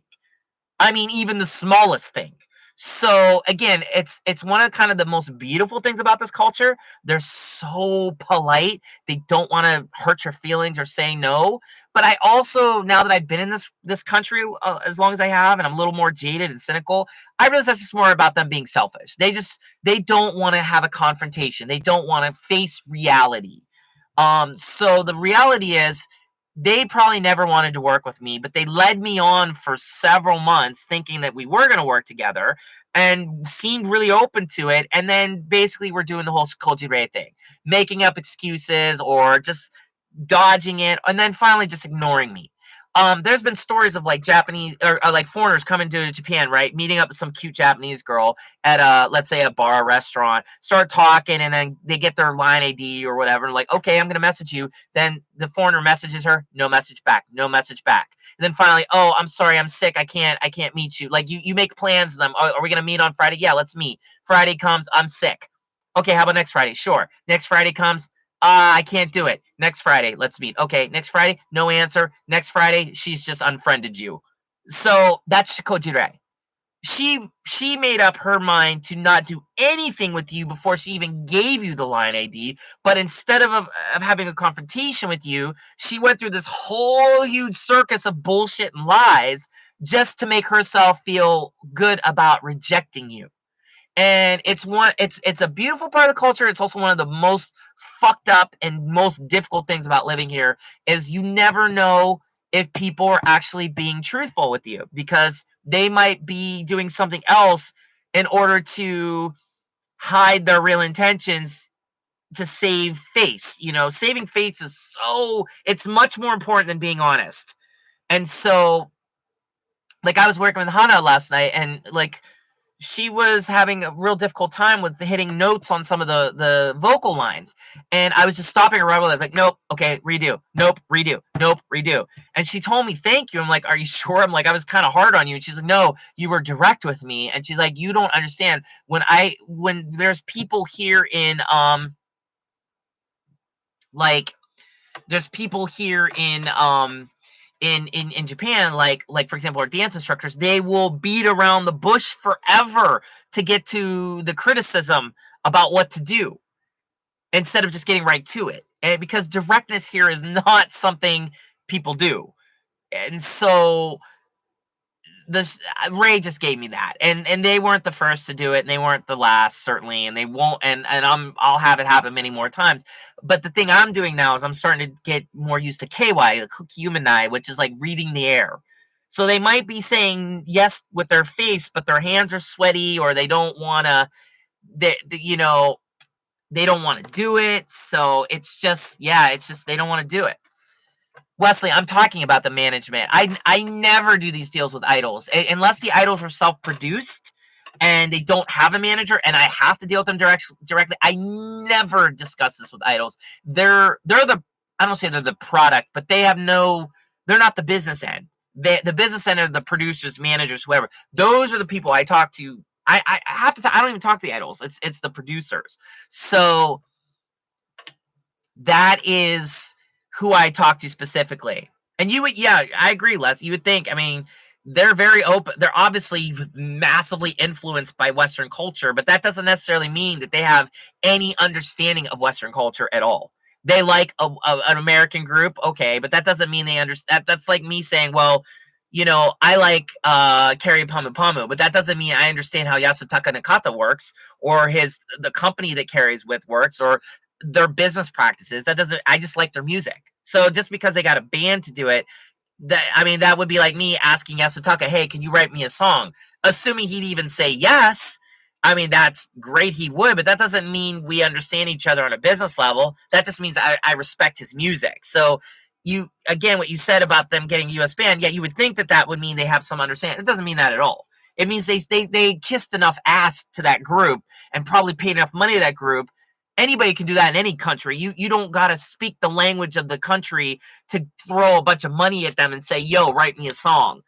I mean, you throw enough money at anybody, they'll do anything, right? And also, if you're respectful and you're polite and you compliment enough, especially to a Westerner, especially to an American, they'll say yes. Oh, okay, yeah. Oh, you like me? Oh my god, you're all the way overseas in Japan. Oh my god, this Japanese cute group of girls likes us. Yeah, we'll write a song. I mean, it could be as simple as that in some cases with Westerners, but in Japan, oh no, I can kiss ass all I want. It won't get me anywhere. Won't get me anywhere with these people because business is done here, and this will answer your question, Wesley. It's done on a very Japanese way, which is basically there's like 3 levels to it. I can't think of the Japanese name. Me and Miho are actually discussing it. It's basically you like have to consult about it, then you have to prepare, and then you actually execute. So it's more like first you bring up the idea, then you prepare a plan for the idea, then you discuss it, discuss, and then you do it.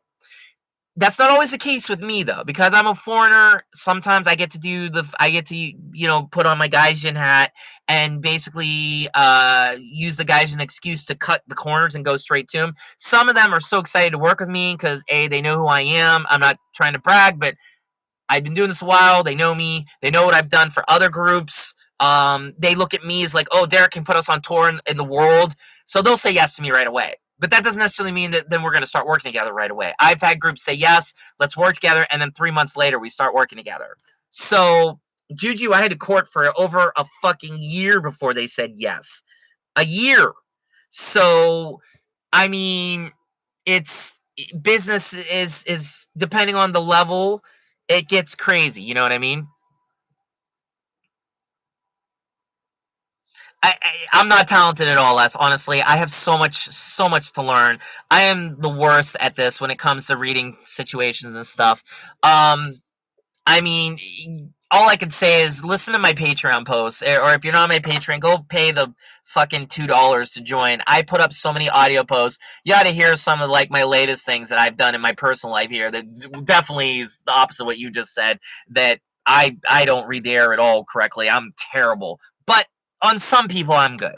Sometimes I'm getting better, but it's micro steps towards getting better at this point because I've just my communication has stunted. I learn things at an incredibly snail's pace here. So, and often through horrible mistakes I make, that's how I learn, and that's never good for business. So, I'm terrible. I'm a fucking train wreck, but that's okay. Somehow it all still works. The thing is, though, with like what I've done is I'm always very polite. I understand the Kago language enough that I can actually get me into the room and say stuff. Sometimes people roll out the carpet for me because, again, they know who I am, or because of who I've worked with in the past or I'm working with currently. It's through association I get in the door. Miho has been a huge help.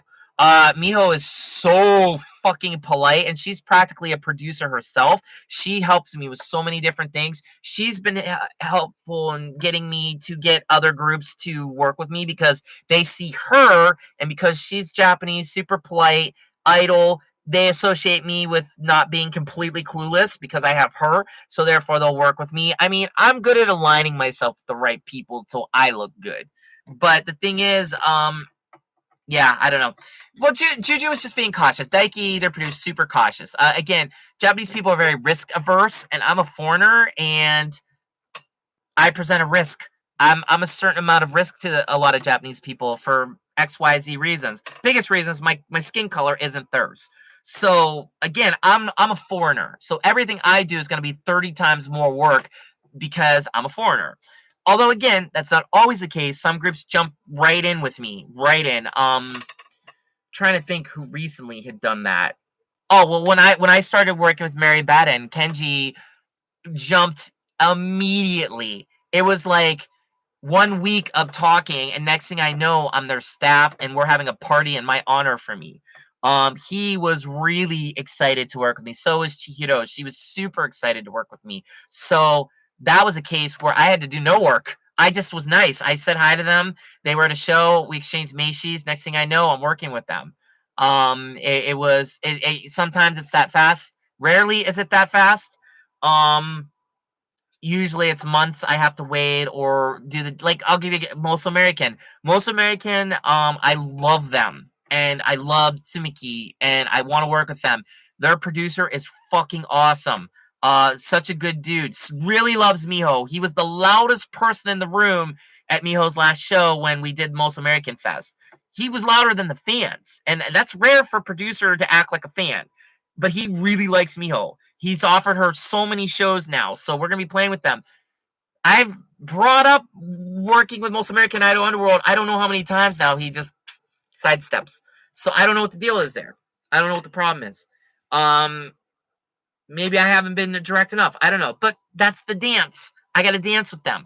So maybe the next time I see them, I'm going to be more direct and be like, yo, when can we start working together? And then sometimes it's weird. You think a group would be easily approachable. They're playing little shithole idol show, like idol venues and shitty tie bonds.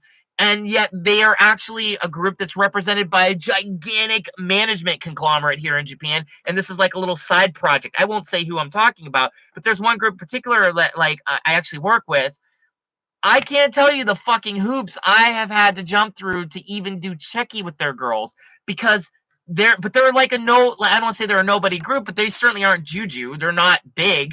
They're small as small, but they are part of a huge group conglomerate that like it's insane what I have to go through just to even do any business with them. And they're like a little group. Like they don't have any fans. So it's just, this is what I mean with Idol. It's always so up and down and up and down and up and down in Idol with me. It's on some days everything's great, other days it's a nightmare. I don't even know how to move forward because crazy shit happens. Some are very, very consistent. The management company for Diablo Voy and Lily Holly and Lyric Noir, basically Zexon,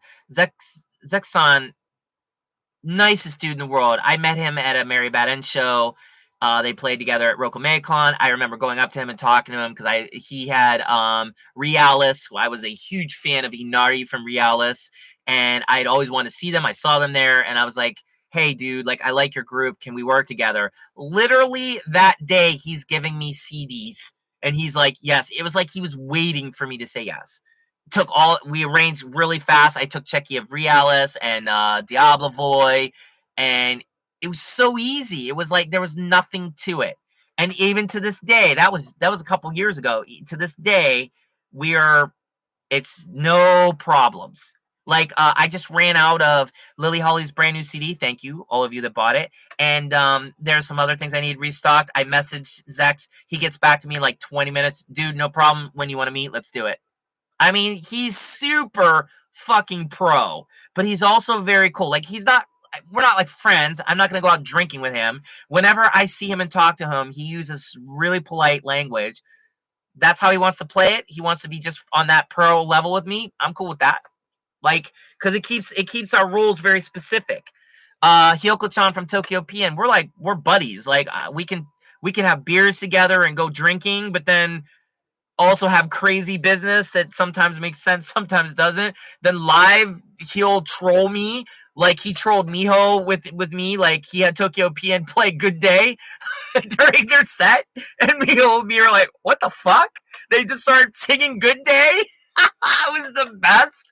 I mean, he's cool like that. So there's a little bit more friendliness there. He came and saw Miho last week at Heaven's Door, or 2 weeks ago, and that was a big honor. Of course, he was also there for another idol, but he came, he hung out, he danced for Miho. He was one of the only people in the audience for Miho. So it's weird, like, you just never know. You just never know how that goes, But that being said, that's business in Japan. Japanese business, there's different levels, sure, but on the idol world, you're dealing with a lot of people who didn't go to school for business.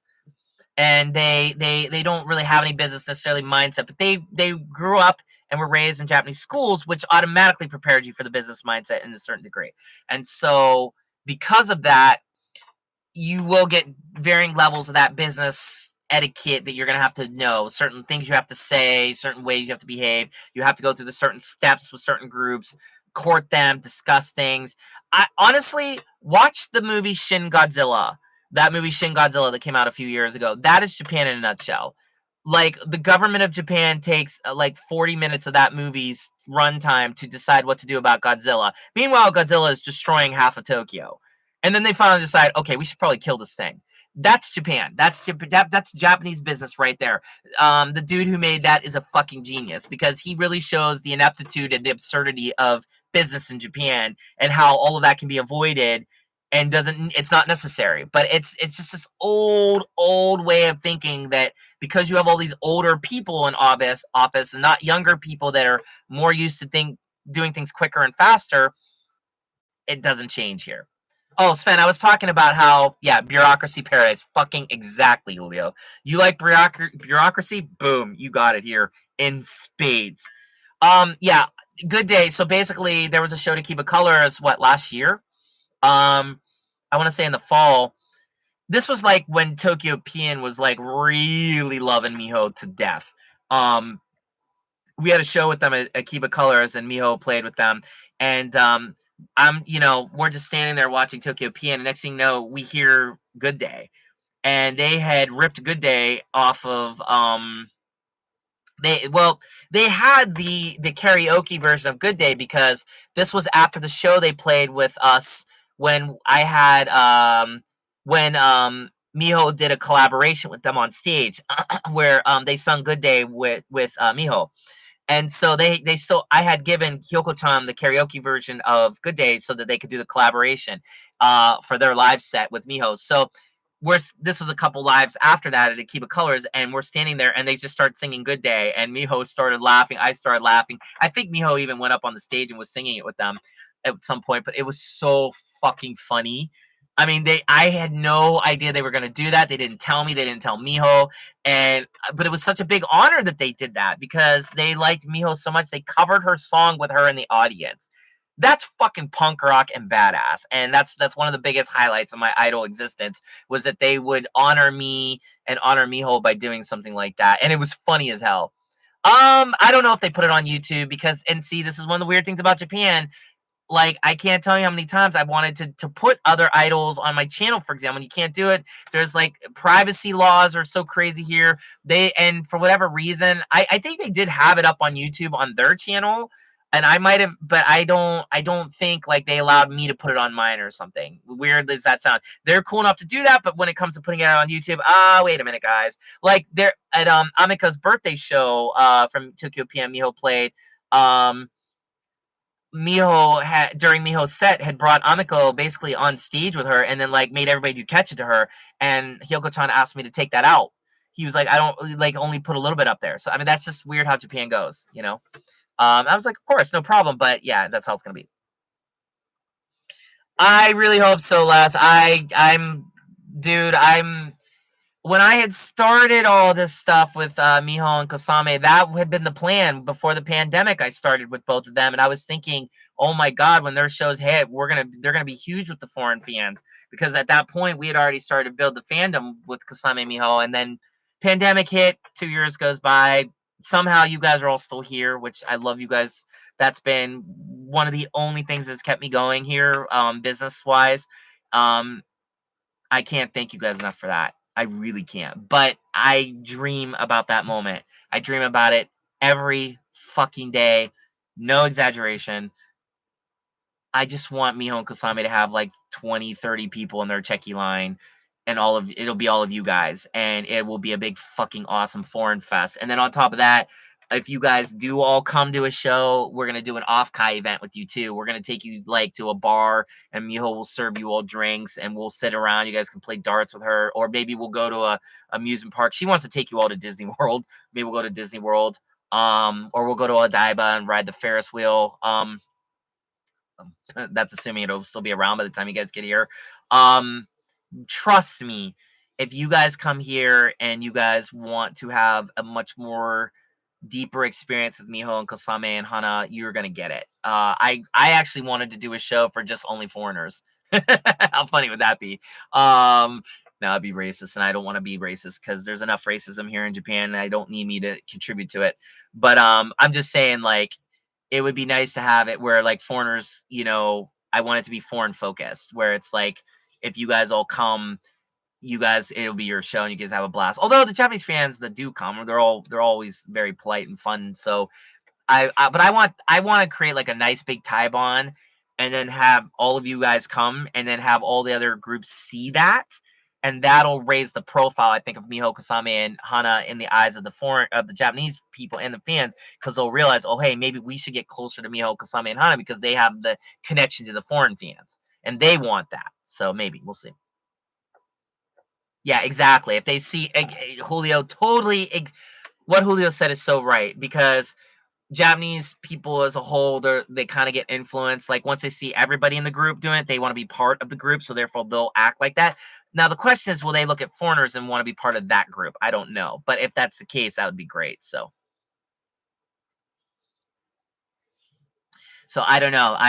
That's also what I'm hoping, is that they'll see all. That's exactly what I'm talking about. The Japanese fans and the groups will be like, oh my god, look at Miho. She has 25 people in her line. We only have our 5 Japanese fans, and those fans are like, oh my god, why is this girl so popular? So they go over to Miho, and then we get those fans, and then they want to be at every show. That would be great. I basically want to build a community, and again, mentally and psychologically, that would help Miho. That would help Kasame and Hana. I don't know yet, because I don't know what the result will be. She's already built up a little bit of a following through Me Too, but I don't know if they're gonna follow her in the solo activities.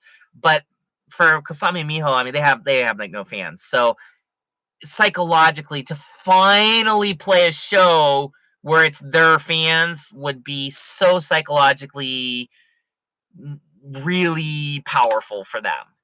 And so I'm hoping that'll happen soon, honestly. Yeah, Sven, I mean, you get it. You get it with Hanako-san. I mean, it's all part of her act. It's part of her whole image, the whole fantasy. And that's the only reason why she doesn't want it live streamed. It has nothing to do with her being a jerk or not caring about the foreign fans. She cares about foreign fans more than almost any other idol I know. Maybe more so. But it's just part of who she is. She doesn't, it's part of the whole mystery of her. She understands business quite well. And so in her case, it kind of works to her advantage more than it would if she just threw it out there. Also, what she does is very specific. So if you see it too many times, it might lose its power, I think. And so, but it'll never lose its power if you're there and you're experiencing it. I mean, there's a difference between having a bottle of ketchup squirted in seeing somebody on a live stream get a bottle of ketchup squirted in their face, and then being at the live event and you're the person where that bottle of ketchup's being squirted in your face. Trust me, it's a whole different thing. So she gets that because she's pretty goddamn genius when it comes to business and her image. So she's not being a bitch or a jerk at all. She's being quite smart, actually, and I'm glad you support that. I wish other people would support it online and not betray that, because it just goes against who she is and what she's trying to do, and I really don't understand that. But yeah, so anyways, these are such good questions. I'm so like happy right now.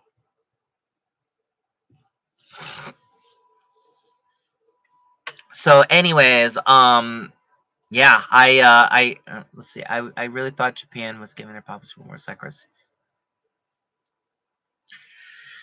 Well, I mean, the thing is, they've been really comfortable with letting tourism just slide into the fucking mud of this visa restriction bullshit. There's definitely Hana, like the Sakura Blossom seasons here. Lots of Japanese people out enjoying it, pretending like it's funny because they're actually saying Corona's over when there's still plenty of cases here, but people they're wanting to move on, but they don't necessarily want to move on with tourists. Again, there's still an unspoken thing here, again, because this is, people don't want to say it, they don't want to admit it, but there's a lot of racism here, and so they think that Corona is a foreigner's disease, and opening up the doors to Japan will bring Corona here. Never minding the fact that all these Japanese businessmen and women are going overseas and bringing it back, but they, somehow magically are not responsible, but it's foreigners. So I really strongly feel, because it's these Oyaji that are in the office and all these old guys that basically have these reserved grudges against, I think, Westerners, they're just not going to let it happen. And also, too, Kishida, the prime minister, he's enjoying a lot of popular opinion right now. That a lot of Japanese people are saying, yeah, we don't want foreigners here. Nah, we're good. No tourism. We don't need it. And it's tanking the economy, but they don't care. It's hurting everybody, but they don't care. So the ones that it's hurting the most have certainly said a lot. There's a lot of businesses associations who are like, you need to fucking open up the borders, but they don't have enough power, it seems, to really influence Kishida, because right now he's enjoying all this popularity. There's no call or pressure from it. Like, the big thing is, glad you understand Hanako's position, Sven. The big thing is, in Japan, if you want a policy to change, it has to be a Japanese person that chirps about it. So foreigners can chirp about it all they want. Like, you need to let us in. They're gonna be like, oh yeah, we understand. We feel so sorry for you. Yes, we totally feel you, right? And then they don't give a fuck about you or what any foreigner thinks. They really don't. That's all bullshit saving face that I've been talking about. But if a Japanese person says, yo, you need to make this shit happen, they'll listen. Well, recently Japan has decided to open up the borders for students and for certain business people. And you know why? Because the people that are in those fields here in Japan made enough chirping about it that they really couldn't ignore that as long as they have. But Kishida doesn't have anybody chirping in his ear right now saying, yo, you need to do it. The only people that are doing it are foreign governments and foreign people basically saying, like, you guys are fucking crazy. And he's like, oh, yeah, that's cool. But guess what? You're not voting for me in the upcoming election. You know who is, though? These Japanese citizens. And according to our recent poll, 80-something, 60-something% of them say, I'm doing a great job. Doesn't matter. Who? Habiko? Oh, you mean Hanako? Well, I don't really think Hanako-san, she's in her own world. Idols, as cute and awesome as they are, remember, they go along with the group. So in Japan, nobody dares speaks up against the government here. I mean, I understand what you mean, Julio. It's fine. I make mistakes all the time when I write. Don't worry about it. I understood. It's just, how do I put it? The group mentality works here. And right now, the group is totally loving, I think, that there are no foreigners. I think they're really enjoying it. 2 years and the whole Sakoku concept, I think, is really taking hold here. Oh, they don't, Les, don't even get me started. The COVID restrictions here are so anti-scientific and make absolutely no fucking sense at all. Everything is totally contradictory to the point where it's study and what exactly not to do about something like this. But hold on, my connection keeps going. All right, but the thing is, the Olympics here really put a big spotlight on that, and they had a lot of pressure, and they still didn't bend. We lost a prime minister because of that, because the dude before him, what, Abe? Was it? I can't remember who was the last dude. He was that insignificant. He quit. He's like, fuck this, I can't do it. So Kishida, he's a little more hard nosed, but Kishida is from Hiroshima. Let me say that again. He's from Hiroshima. You think he's got any love for us foreigners? No. And then also, he's got a panel of scientists who apparently never went to school, who apparently did not study real science. But you got to think, this is a country that believes that they can read by knowing your blood type, they can determine if they're a potential love match for you. And I'm talking like adults believe this, not teenagers. So just go from there. Like, there's no scientific knowledge. I'll give you the perfect example that I harp about every time on Patreon. I go to a show, and during the show, you're not allowed to do the Tiger Fire Cyber Mix. You're not allowed to cheer for the girls. You're not allowed to yell their names, even though you have a mask on. Your temperature's been taken. You've washed your hands 45 times. Can't do any of that, right? But then afterwards, during Buppon, you're louder than me. It's louder than a jet airplane. People are talking and going crazy and drinking and taking their masks off and drinking. So you tell me where the science is in that. You tell me where the logic is in that. You're gonna take away the joy and the happiness and the essential component of an idol show, which is mixing, and that's what differentiates it from all other music. But and think that's somehow going to protect the girls who are way up on a stage in a lot of cases, away from you. But then the girl is literally this close to your face, and you're like, hey, you're so amazing. Blah, blah, blah. You're so loud.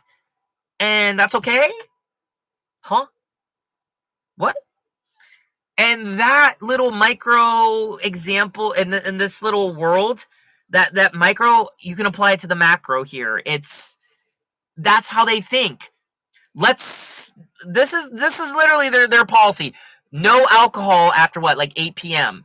And bars and restaurants need to close early, or like you can't sell alcohol after 8 p.m. That was their reply to the COVID pandemic for the past several months. The quasi restrictions that they put on us, right? But get on any train here, fucking packed nut to butt. Can't move. Not people don't tend to talk a lot on the trains, but still, you're so close that if they breathe out of their masks, and they're wearing not a professional, N94 and 95 mask, whatever it is, which nobody wears, you're gonna get those particles. Or they are talking, or you're that close to people that could be sick with fucking COVID. Or I don't know, you're in these train stations where there's literally millions of people going through it.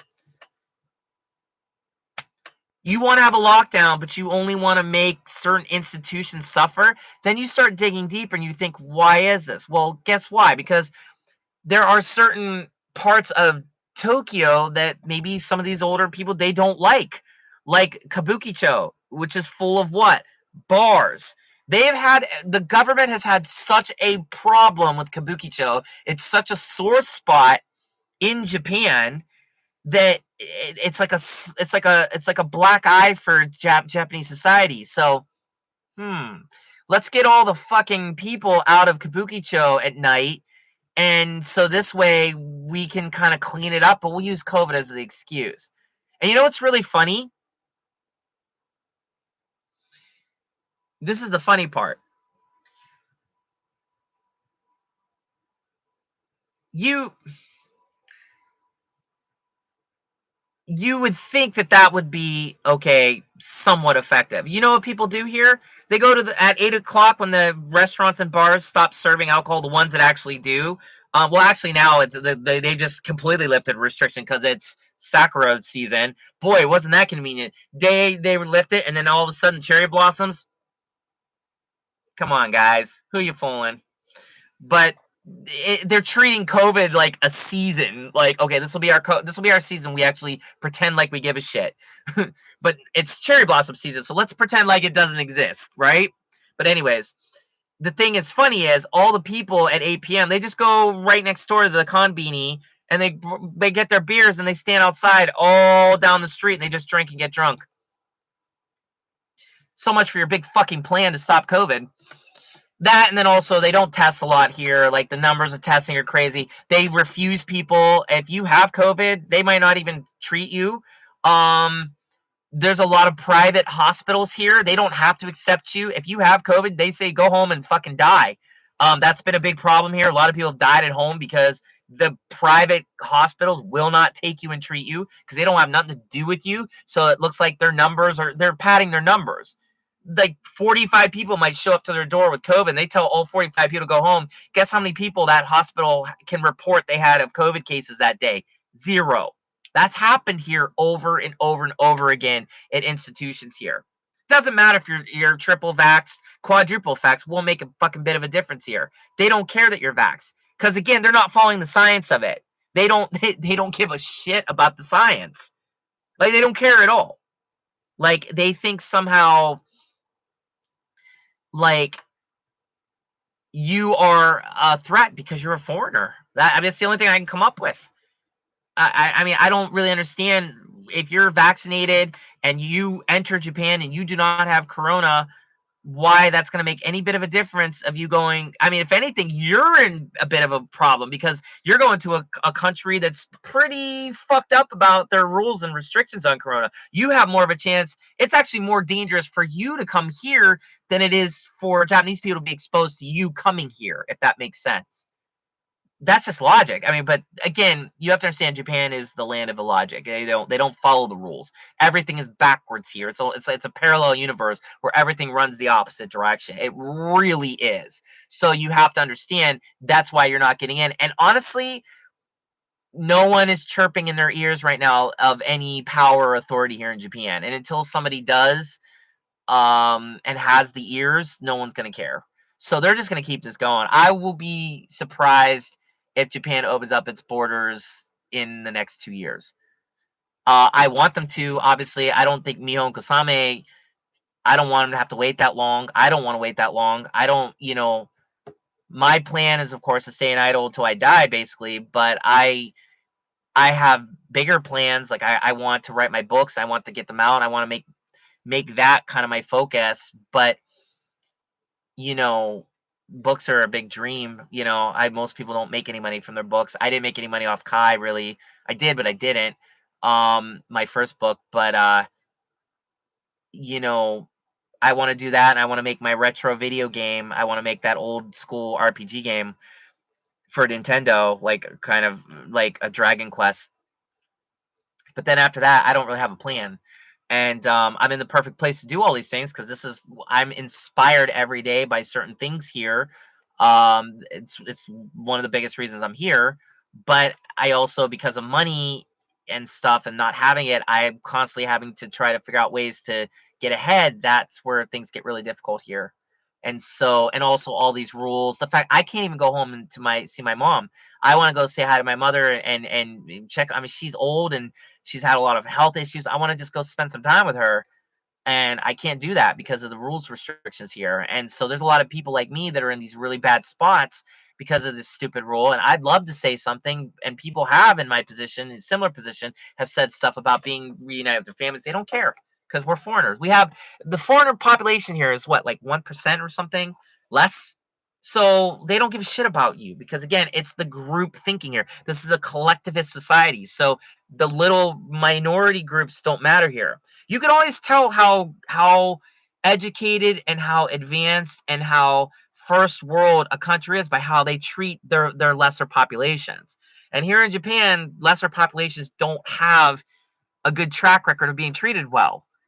Look at that one girl who died in detention because she overstayed her visa and she died, and her guards in the detention center here assaulted her, made fun of her. She had milk dripping out of her nose. They were laughing at her. She died, and that was pointless. She didn't have to die. And her family, they lost their beautiful child because of the bullshit racism and behavior of people here that are third world in their thinking. Or you look at an even bigger level here, again, because there's no scientific facts to really look at and study here, or look at how other countries are treating COVID and what's worked for them. You would think there's been a lot of companies that have had success that have studied this, and they won't do it because they're stubborn. They're stuck in um a very different era of Japan than now. I've always said Japan is a third world country pretending to be a first world nation.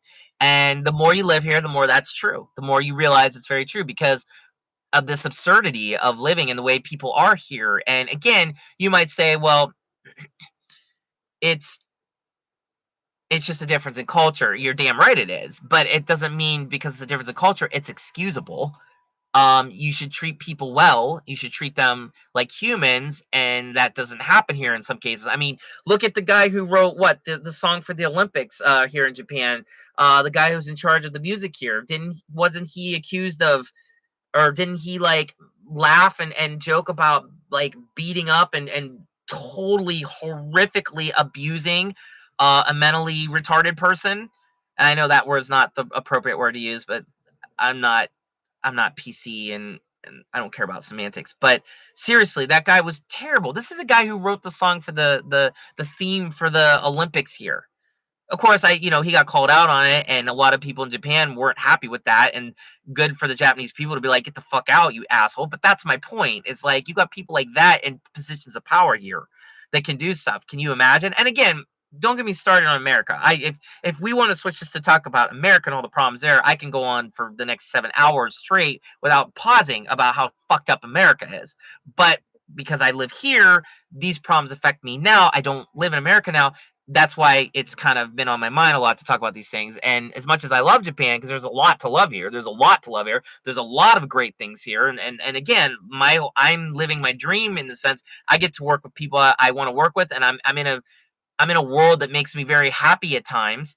But there's a lot of negative here that like is hard to ignore, especially when it comes to the pandemic and the absurd, ridiculous, completely illogical, and totally unfair way that the government here in Japan has chosen to approach the COVID situation. And the only bit of fairness I can say in this situation is that no country on earth was prepared for COVID, I think appropriately, and everybody has fucked up on this country in some degree, I feel, about their response. But here in Japan, they are probably, I would say, maybe the worst in terms of how they've approached it. And they're still not letting people in, and it's been 2 years, and it's like, come on, guys, like, you can let in. It's not, I mean, just why don't you just do a trial run? See for 2 months or a month, like if the COVID numbers shoot through the roof. But they won't even do that. I don't know, it's weird. Yeah, I mean, I've been to Osaka, I've been to Nagoya, I've lived in Hiroshima briefly. Um I won't say that there's a difference in terms of things. Okay, Osaka I'd say is more American and Western friendly.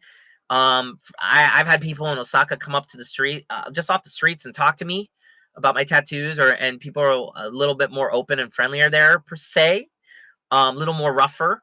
But Tokyo is a little more like everyone's busy, no one has time to do anything. I've had people come talk to me here too, but it's I'd say it's a little more. I'd say if you aren't ready for the culture shock that you're going to get in Tokyo after the weeaboo scales fall off your eyes, Osaka's a much better place to land. Nagoya is more, I'd say more, I don't want to say rural because it's a city, but I felt like it's more inaka, like more countryside. Again, it's not, but I felt like it was more easy going there. I've had good times in Nagoya. Nagoya, I went there several times with Aphrodite. I had a blast all those times.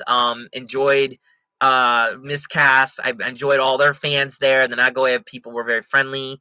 I've had a good time in Nagoya, but I was a tourist there, so to speak. I wasn't living there. So living there, I don't know, but definitely different regions of Japan are gonna be different.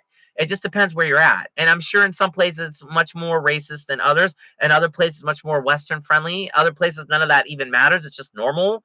Japan's kind of a big place in that regard. There's a lot of different pockets of behaviorisms that might be different than here in Tokyo, that's for sure.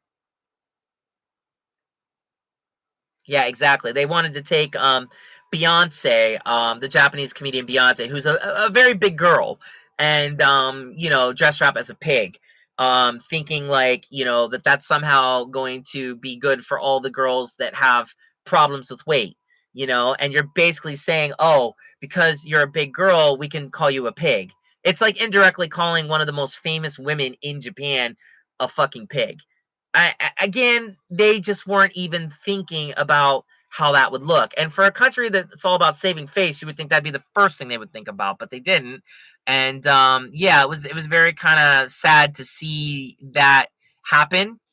And I was a little sad to think that they would even go that route, but that wasn't the worst of it, that's for sure. I mean, just that, and how they handled the whole Olympics in general was a disaster. It was 100% good lesson in how not to ever hold an Olympics, period.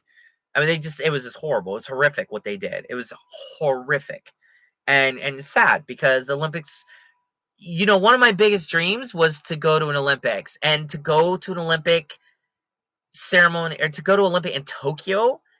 I mean, you have no idea how much I was looking forward to that when I was living in America and knew I was going to be coming to Japan and thinking, "Oh my God." I mean, I've been watching the Olympics since I was a little kid. I never missed. Guess which I didn't watch anything of this Olympics. I just didn't watch any of it.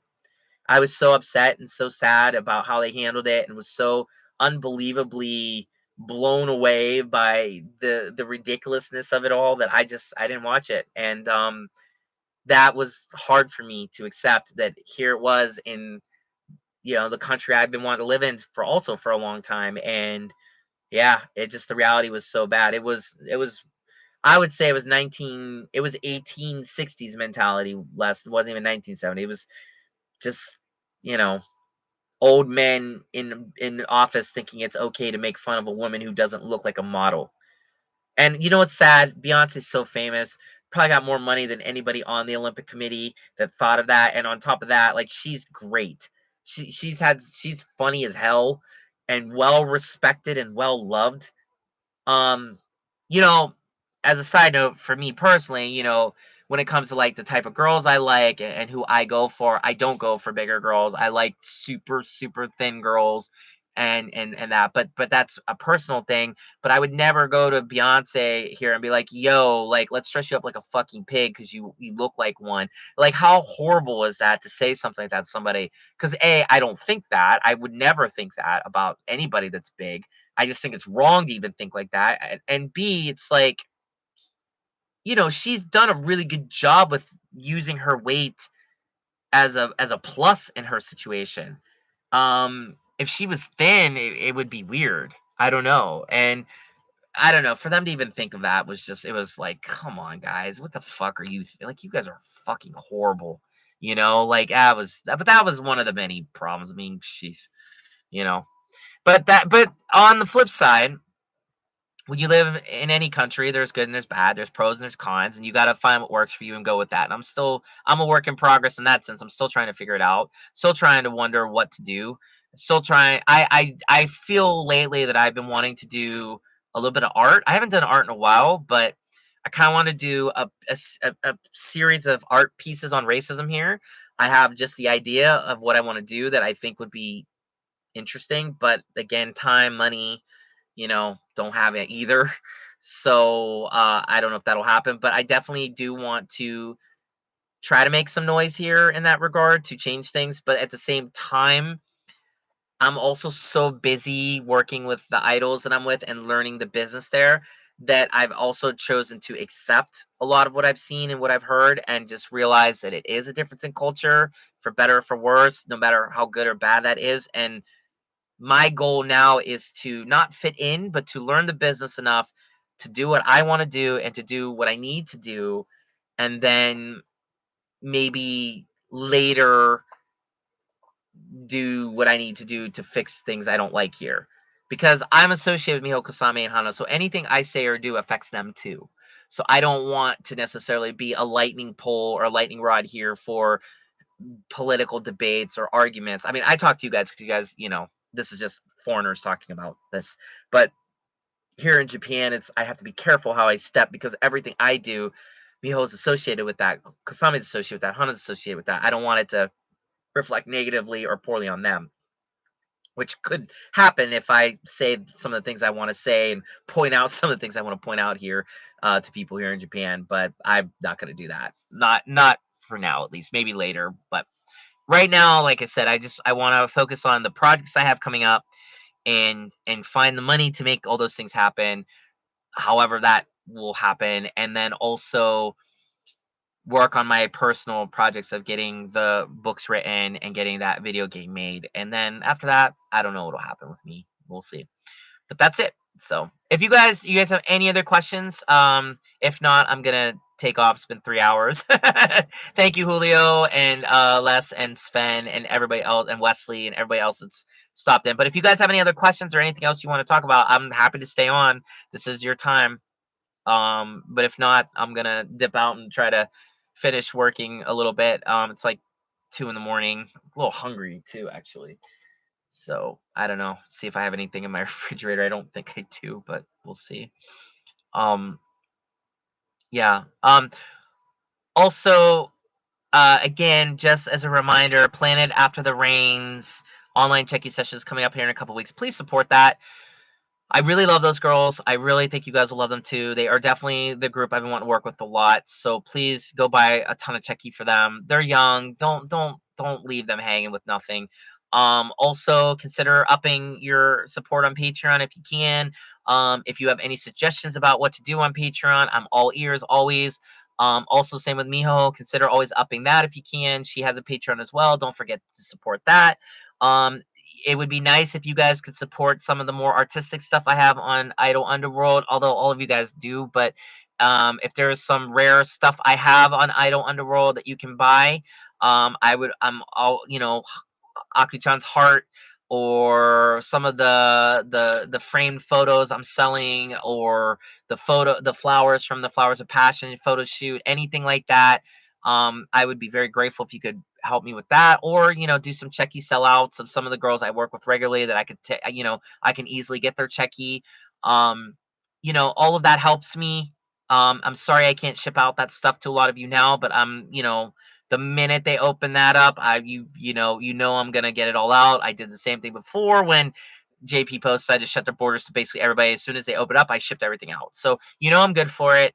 I hope you guys will continue to be patient about that, and I love you guys a lot. I don't know if people say that enough, but Wesley, Julio, Sven, Les, I love you guys. I love you like family. I hope you guys understand that. I dream for the day we can meet and embrace like brothers and have a good time together. Hopefully, maybe drink some beers together, eat some good food together, laugh together, go have adventures in Japan together, go see idols together. I will probably be in tears the day when you guys are at Miho's show or Kasame's show or Hane's show and doing Checky with them. It will be very hard for me to take Checky when I'm crying because you literally are the reason I'm living. I mean, seriously. I'm living for myself. I'm very secure in who I am, but I'm saying you guys really are the reason I got up today. I really mean that. It's the reason I wanted to do this tonight was I wanted to check in, and whoever checked in tonight, I just, you heal my heart, and yeah, I love you guys to death. So please continue to support. And again, you have any questions, any comments, any way to help further, like with my projects, the photo books, anything. I have Miho's second photo book. I have Miho's CD release show that I have to somehow pay for. I have Hana's debut that still needs paid for. I have another photo book I'd like to do with either Tsumiki or Mitsaki if I can make that happen. But I want to have the money in place first. I have those basic things coming up that really I need help with. Please help. And if you can't, that's okay too. I know you guys will buy the stuff that comes out of that, but please, if you can't help, please do. And I love you guys to death, regardless of what you do, what you don't do. I know you care, and that even is kind of enough for me. So thank you so much. And yeah, be drunk later. Enjoy.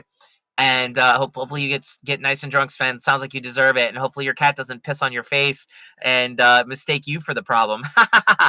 Hopefully you followed that. Julio, send me your guess. I'll tell you if you're right or wrong. And yeah, Les, it was good to have you here. Wesley, really nice to have you here too. Didn't know you were checking in. Happy to see somebody from kind of this side of the world checking in. So thank you. And thank you also just for constantly supporting all of you. And again, please keep it up. And if you could support more, if there's something private you want to do, like I said, give me something from one of these projects and you want something out of it, like maybe you give me so much and I do something special for you, just tell me what you want. If I can make it happen, I will. Okay. And then final note, if you guys want to send Hana-chan a birthday gift, please send it now because the debut is only it's like a month away. Yeah, I'm happy to do more art. I'm not sure who, but I already have a lot of art on the site. Les, there's 8 photo books full of art, and that you are welcome to buy. Lots of frame photos, lots of special one-off things from them that are artistic. Mio did a bunch of stuff for her photo book, like writing on shoujo. That's all art. Plenty of that. But if you guys want to buy Hana-chan a birthday gift, please, send that now. And anything's okay. I trust you guys. I know you guys aren't going to say anything incorrect or bad. Send it. Even if it's just a card, send it. If you want to send digital cards, send those. I'm happy to give those to her. I'd like to have, whatever you want. If you want to support, you can. Her birthday is, in May, her debut. If you want to send anything for that, I know some of you guys pitched in for the flowers. Thank you. They're beautiful. I cannot wait for her to see them. Hopefully she will really like them. I gotta buy them now, but that's no problem. I already know what to do with that. Yeah, and if there's anything else you guys need or want from me, just let me know. If you guys want to support any live events, if you want me to do a live stream of XXX and X groups, and I can, and you want to pay for it, it's done. You just you know, it's whatever you guys need. Okay. But thank you guys, regardless what you do, what you don't do. I had so much fun talking to you guys tonight. I hope you guys enjoyed it too. Hopefully you guys didn't mind me being on my soapbox a little bit and talking about all this stuff with you guys, but thank you, and thank you. I'm going to get back to cleaning now, but, and maybe eat something, but you guys enjoy whatever you're going to do today. Julio, get some rest. I know work is going to be over for you in 4 or 5 hours, so get some rest. Sven, don't get too drunk now. Wesley, enjoy whatever it is you're going to do today. Same with you, Les. And yeah, I'm here. So talk to you guys later. Have a good one. Love you guys so much. Take care. Bye-bye.